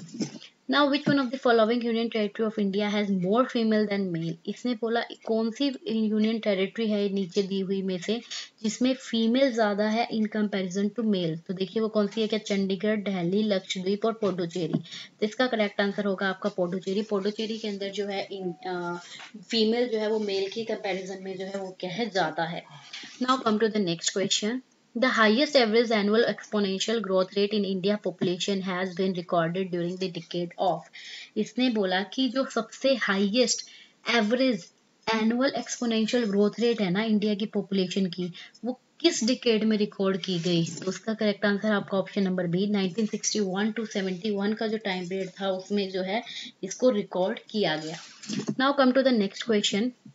Highest percentage increase in India literacy has been observe during. India की लिटरेसी की बात करें तो सबसे ज्यादा हाईएस्ट परसेंटेज जो इंक्रीज हुआ था वो किस डिकेड में हुआ था या वो कब ऑब्जर्व किया गया? तो इसका करेक्ट आंसर होगा आपका option number D, that is 1991 से 2001 में इसे ऑब्जर्व किया गया था। अब चलते हैं नेक्स्ट क्वेश्चन पे। तो आपका नेक्स्ट क्वेश्चन क्या है? देखिए, share of million cities to the total urban population of India is about, जो शेयर है मिलियन सिटीज का, अगर हम टोटल अर्बन पॉपुलेशन जो है इंडिया की वो कितने परसेंट है, तो वो है आपका 23%। कितने परसेंट है आपका? 23%। तो ऑप्शन ए जो है वो आपका क्या होगा? करेक्ट होगा।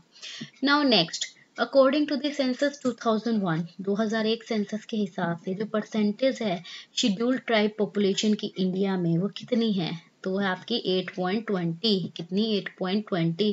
तो ऑप्शन नंबर सी आपका इसका करेक्ट आंसर रहने वाला है। Now next, which one of the following state is most urbanized as per 2001 census report? 2001 census report के हिसाब से इनमें से कौन सी स्टेट जो है वो सबसे ज्यादा अर्बनाइज्ड स्टेट है? बताइए, गुजरात, कर्नाटका, तमिलनाडु या वेस्ट बंगाल? तो इसका करेक्ट आंसर होगा आपका option number C, that is Tamil Nadu जो है वो सबसे ज्यादा अर्बनाइज्ड स्टेट है। Which one of the following state of India has a million city as per 2001 census report? इनमें से कौन सी स्टेट है इंडिया की जिसके मिलियन सिटी है अगर हम 2001 सेंसस रिपोर्ट को देखते हैं? कि असम, झारखंड, छत्तीसगढ़, उड़ीसा? तो इसका करेक्ट आंसर होगा आपका option number B, that is Jharkhand. ठीक है, next, more than 1/3 of India population is concentrated in the state of, अगर हम इंडिया की पॉपुलेशन की बात करें तो 1/3 से ज्यादा जो पॉपुलेशन जो है वो किन स्टेट पर कंसंट्रेट करती है? तो वो करती है आपकी उत्तर प्रदेश, महाराष्ट्र और बिहार पर। किस पर? उत्तर प्रदेश, महाराष्ट्र और बिहार पर। आपको पता है उत्तर प्रदेश की अभी हमने ऊपर बात की थी, सबसे ज्यादा पॉपुलेशन है, देन महाराष्ट्र और देन बिहार की। चलते हैं नेक्स्ट क्वेश्चन पे। According to 2001 census, 3 states having maximum urban population of the country are। 2001 census के हिसाब से वो 3 स्टेट बताओ जिसकी सबसे ज्यादा अर्बन पॉपुलेशन रही है कंट्री में, तो वो कौन कौन सी है? वो है आपकी तमिलनाडु, गुजरात एंड कर्नाटका। कौन सी है? तमिलनाडु, गुजरात एंड कर्नाटका। तो 71 का ए जो है वो आपका करेक्ट आंसर रहने वाला है। चलते हैं नेक्स्ट क्वेश्चन पे।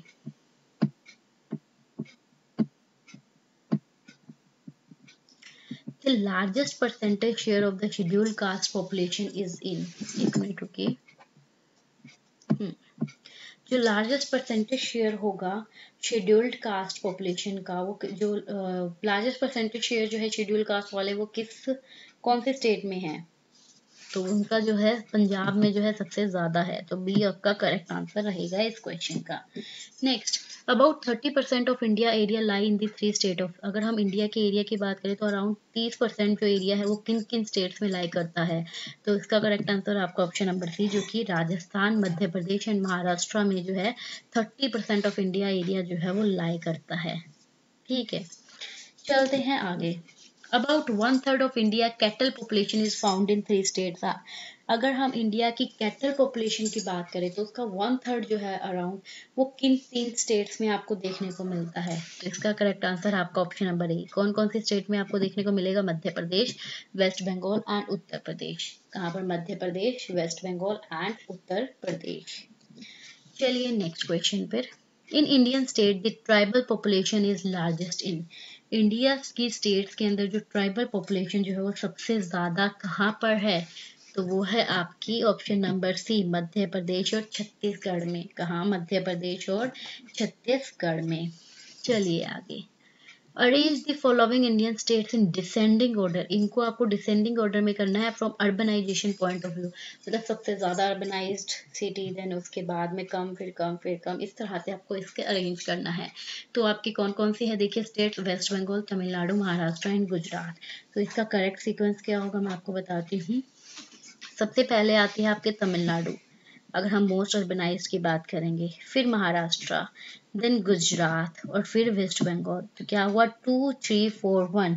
तो आपका जो बी ऑप्शन जो है वो आपका इसका क्या रहेगा? करेक्ट आंसर रहेगा 2 3 4 1। और करेक्ट सीक्वेंस क्या रहेगी? तमिलनाडु, महाराष्ट्र, गुजरात एंड वेस्ट बंगाल। चलिए नेक्स्ट क्वेश्चन की तरफ। The decadal growth of urban population in percent was highest in India during, अगर हम decadal growth जो urban population की बात करें परसेंट के अंदर वो हाईएस्ट थी किस डिकेड के अंदर? तो वो आपका करेक्ट आंसर है बी, 1971 to 81। 71 to 81। आगे, the smallest million city of India is, India की जो सबसे छोटी मिलियन सिटी जो है वो कौन सी है? वो है आपकी राजकोट। ऑप्शन नंबर सी, कौन सी है आपकी? राजकोट। चलिए आगे। Which one of the following classes of towns are included in the category of small town by the Census of India? Census of India के द्वारा जो स्मॉल टाउन्स की जो कैटेगरी है उनमें से कौन कौन सी क्लास जो है वो टाउन्स में इंक्लूड होती है? क्लास 6, क्लास 5 एंड 6, क्लास 4, 5, 6 या क्लास 3, 4, 5, 6? तो आपका करेक्ट आंसर रहेगा option number D, class 3, 4, 5 and 6 जो है वो आपकी इंक्लूड होती है। Next question, according to the 2001 census report female male ratio जो है इंडिया का वो कितना है? ये पहले भी क्वेश्चन आ चुका है, तो ये आपका ऑप्शन नंबर सी 933 जो है फीमेल पर 1000 मैन के पीछे है। ठीक है, चलिए आगे। Which state of India has the largest Muslim population according to 2001 census? 2001 census के हिसाब से कौन सी इंडिया की स्टेट है जिसकी सबसे लार्जेस्ट जो है वो मुस्लिम पॉपुलेशन रही है? तो वो आपकी उत्तर प्रदेश। कौन सी है? उत्तर प्रदेश। तो ऑप्शन नंबर सी जो है वो आपका क्या रहेगा? इसका करेक्ट रहेगा। Now, according to the following state, which one has the highest sex ratio according to 2001 census? इन सभी स्टेट में से कौन सी जो है जिसका हाईएस्ट सेक्स रेशियो रहा है 2001 सेंसस के हिसाब से? तो वो रही आपकी छत्तीसगढ़। कौन सी है? छत्तीसगढ़। तो इसका करेक्ट आंसर होगा आपका ऑप्शन नंबर बी। आगे चलते हैं। The state which recorded the minimum population growth rate during 1991 to 2001 is, वो स्टेट जो कि रिकॉर्ड करती है मिनिमम पॉपुलेशन, सबसे कम पॉपुलेशन की ग्रोथ रेट 1991 से 2001 के बीच में, तो वो कौन सी स्टेट रही है? वो है आपकी केरला। कौन सी है? केरला। तो ऑप्शन बी आपका करेक्ट रहेगा। नाउ नेक्स्ट क्वेश्चन आपका, in which year was the first regular census held in India? किस साल में जो पहला रेगुलर सेंसस जो है वो इंडिया में हेल्ड हुआ था? तो वो हुआ था आपका 1881 में। कब? 1881 में। तो ऑप्शन ए जो है वो आपका करेक्ट रहेगा। Now next question, which one of the following year is known as the year of the great divide? इनमें से कौन सा ईयर जो है year of the great divide जो है जाना जाता है पॉपुलेशन के रिगार्ड में, जिसके बाद there has been a continuous और and rapid growth in India population? मतलब इसके बाद में जो है कंटिन्यू और रैपिड ग्रोथ हुई थी इंडिया की पॉपुलेशन में। तो इनमें से कौन सा साल जो है year of the great divide के नाम से जाना जाता है? तो year of the great divide के नाम से आपका 1921 जो है वो जाना जाता है। तो इसको याद रखेंगे, 1921 को year of the great divide जाना जाता है, और इसके बाद से जो है इंडिया में कॉन्टिन्यूस और रैपिड ग्रोथ जो है वो देखने को मिली। नेक्स्ट क्वेश्चन आता है आपके सामने। 2001 सेंसस के हिसाब से आपको इन स्टेट्स और यूनियन टेरिटरी को डिसेंडिंग ऑर्डर ऑफ पॉपुलेशन में रखना है। मतलब सबसे पहले सबसे हाई पॉपुलेटेड स्टेट, देन उससे कम, उससे कम, इस तरह से आपको जो है इसे करना है। तो इसका करेक्ट आंसर क्या होगा? आपको ऑप्शन नंबर सी, पुडुचेरी सबसे हाईएस्ट स्टेट, देन चंडीगढ़, फिर मिजोरम एंड देन सिक्किम। ठीक है, Puducherry, Chandigarh, Mizoram and Sikkim. Now come to the next question. The percentage of urban population in India according to census 2001. 2001 census के हिसाब से जो अर्बन पॉपुलेशन है इंडिया की, उसका परसेंटेज जो है वो कितना है? वो है आपका 27.8। कितना है? 27.8। तो आपका इसका करेक्ट आंसर क्या रहेगा? Option number D. अब चलते हैं नेक्स्ट क्वेश्चन पे, जो कि है मैच दी फॉलोइंग टाइप में कुछ है आपका। देखते हैं क्या है ये। मैच लिस्ट 1 जिसमें फीचर्स गिवन है विद लिस्ट 2 जिसमें स्टेट गिवन है, और आपको सिलेक्ट करना है करेक्ट आंसर इन कोड्स के हिसाब से। तो सबसे पहले लिस्ट 1 जो है आती है, उसमें क्या है? मोस्ट अर्बनाइज्ड स्टेट अगर हम बात करते हैं, ए पे है, देन बी पे है state having largest urban population, C पे है most densely populated state, and least फिर डी पे है आपका लिस्ट डेंसली पॉपुलेटेड स्टेट। वहीं लिस्ट 2 में देखते हैं तो दिल्ली, अरुणाचल प्रदेश, महाराष्ट्र और तमिलनाडु गिवन है। तो देखो सबसे पहले ए जो है मोस्ट अर्बनाइज्ड स्टेट, ठीक है, ये मोस्ट अर्बनाइज्ड स्टेट जो है वो आपका किससे मैच करेगा? सबसे अर्बनाइज्ड स्टेट जो है वो कौन सी है? आपकी तमिलनाडु। तो आपका ए जो है वो जाएगा तमिलनाडु को। ठीक है, देन स्टेट जिसमें लार्जेस्ट अर्बन पॉपुलेशन है तो वो कौन सी है? तो लार्जेस्ट अर्बन पॉपुलेशन है आपकी महाराष्ट्र में, तो बी आएगा आपका यहाँ पर। Then most densely populated state अगर हम बात करें तो वो कौन सी है? आपकी दिल्ली। तो सी आएगा आपका यहाँ। और लिस्ट डेंसली पॉपुलेटेड स्टेट है आपका अरुणाचल प्रदेश, तो डी आएगा आपका यहाँ। तो अब आपको इसमें कोड में देखना है कि ए पे 4 कहाँ है। ए के ऊपर अगर हम 4 देखें तो एक यहाँ है, एक यहाँ पर है, ठीक है। देन बी पे थर्ड, तो बी पे थर्ड यहाँ भी है, यहाँ भी है, दोनों पे ही है। तो चलो आगे चलते हैं। जो सी है, सी पे आपका कहाँ फर्स्ट, तो सी पे फर्स्ट अगर देखें यहाँ पे सेकंड है, फर्स्ट यहाँ है। इट मीन्स यहीं से आपका क्लियर हो रहा है कि इसका ऑप्शन जो है, ऑप्शन नंबर जो डी है वो आपका करेक्ट ऑप्शन रहने वाला है। बट स्टिल हम देख लेते हैं डी जो है वो आपका कहाँ पर आना चाहिए, सेकंड पे, तो वो सेकंड पे आ रहा है। तो ये आपका ऑप्शन डी जो है वो इसकी करेक्ट सीक्वेंस हो जाएगी। चलते हैं नेक्स्ट क्वेश्चन पे।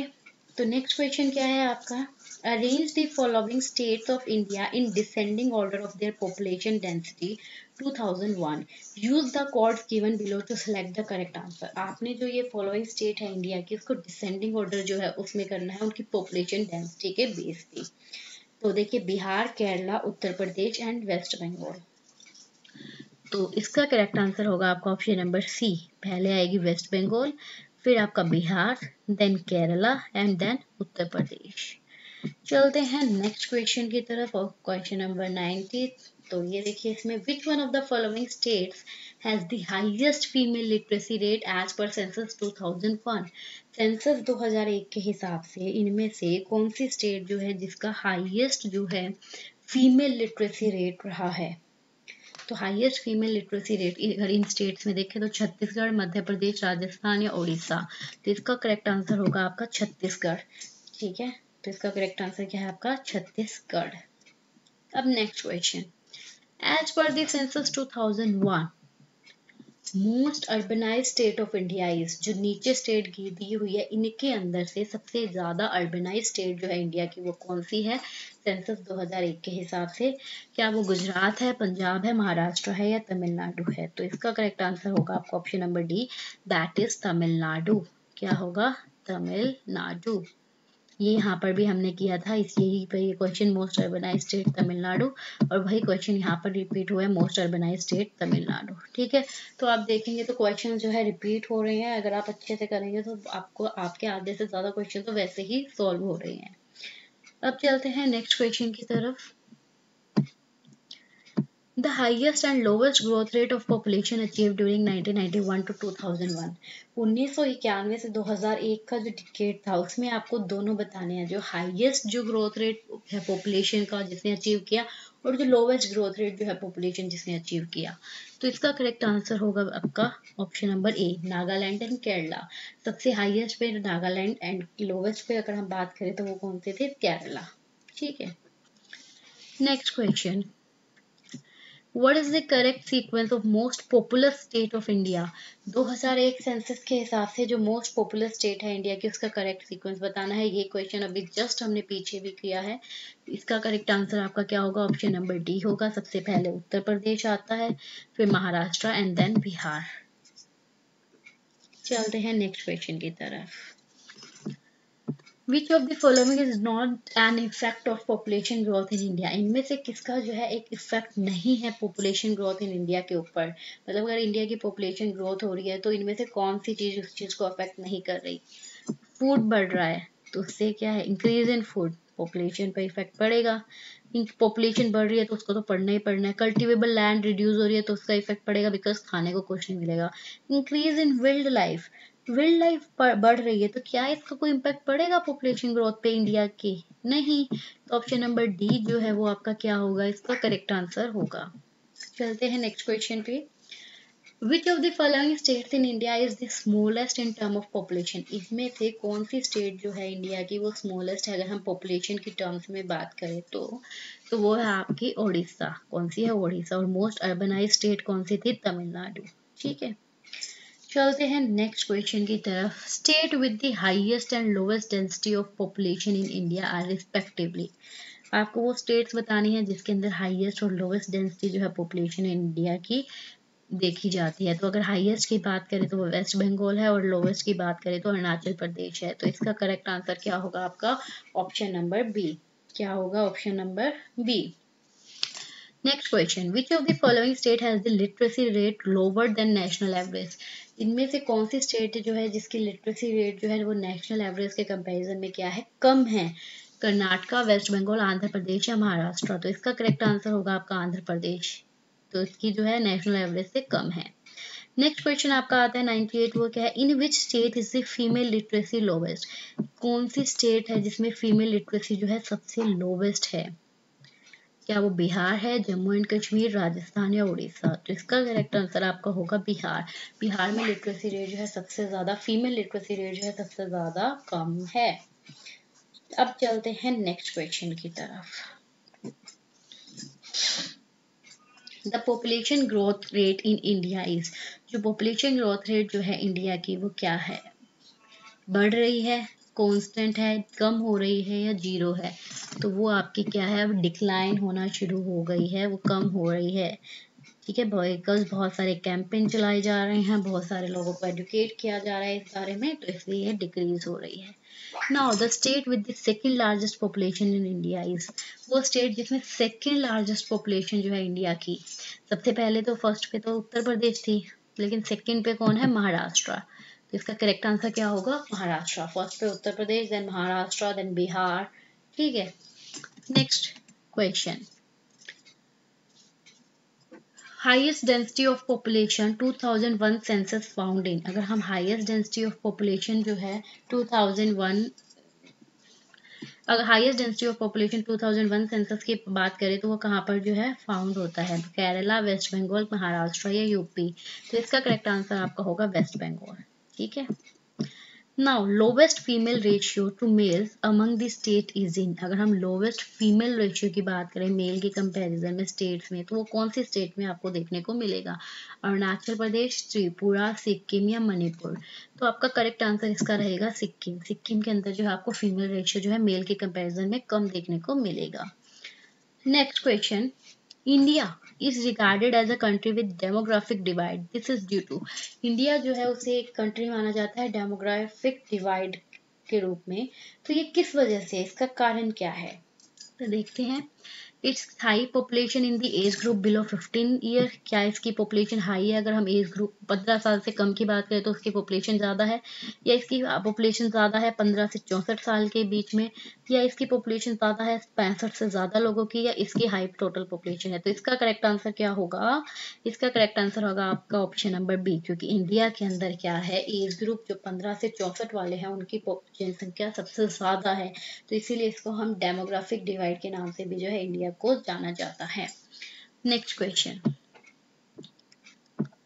Consider the following specific stage of demographic transition associated with economic development. आपको ये जो specific stage जो है demographic transition की, जो कि economic development के साथ associated है, उनको देखना है।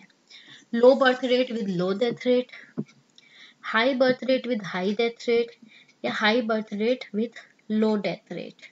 ठीक है, तो आपको जो है करेक्ट आंसर बताना है इन कोड्स को यूज करते हुए। तो इसमें स्टेज के हिसाब से अगर हम चले तो सबसे पहले क्या होता था, बर्थ रेट भी बहुत ज्यादा होता था और डेथ रेट भी बहुत ज्यादा होती थी, तो सेकंड जो है वो सबसे फर्स्ट पे आएगा, इट मीन्स आपका बी या सी। उसके बाद में क्या हुआ, हाई बर्थ रेट वो था, लेकिन जो है डेथ रेट वो कम होने लग गई, it means third, it means आपका ऑप्शन नंबर सी। फिर उसके बाद में बर्थ रेट भी कम और डेथ रेट भी कम, तो इसीलिए इसका करेक्ट आंसर आपका क्या होगा, ऑप्शन नंबर सी जो है वो इसका करेक्ट आंसर होगा। Now what is the sex ratio in India as per 2011 census? 2011 के सेंसस के हिसाब से जो सेक्स रेशियो जो है इंडिया का वो क्या है? क्या वो 940 फीमेल पर 1000 मेल है, या 950 फीमेल पर 1000 मेल है, या 960 फीमेल पर 1000 मेल है, या फिर नन ऑफ दीज? तो इसका करेक्ट आंसर जो है आपका होगा ऑप्शन नंबर डी, बिकॉज इनमें से कोई भी आंसर जो है वो करेक्ट नहीं है। अगर मैं इसके करेक्ट आंसर की बात करूँ तो वो क्या होगा, 943 फीमेल पर 1000 मेल जो है वो इसका करेक्ट आंसर है अकॉर्डिंग टू 2011 सेंसस। तो आपका करेक्ट आंसर क्या होगा इसका, नन ऑफ दिस। तो ये जो है आपका यहाँ पर ये टॉपिक खत्म होता है। इसके बाद में आपका जो नेक्स्ट टॉपिक शुरू होगा वो है नेचुरल रिसोर्स ऑफ इंडिया, जो कि हम करेंगे अपनी नेक्स्ट वीडियो में। तो तब तक अपनी प्रिपरेशन करते रहिए। आज हमने बहुत सारा हमारी इस वीडियो में कवर कर लिया है, ऑलमोस्ट आप देखेंगे कितने सारा जो टॉपिक हम कवर कर चुके हैं। तो मिलते हैं आपसे नेक्स्ट वीडियो में, तब तक अपनी प्रिपरेशन करते रहिए। Bye bye, take care, happy learning.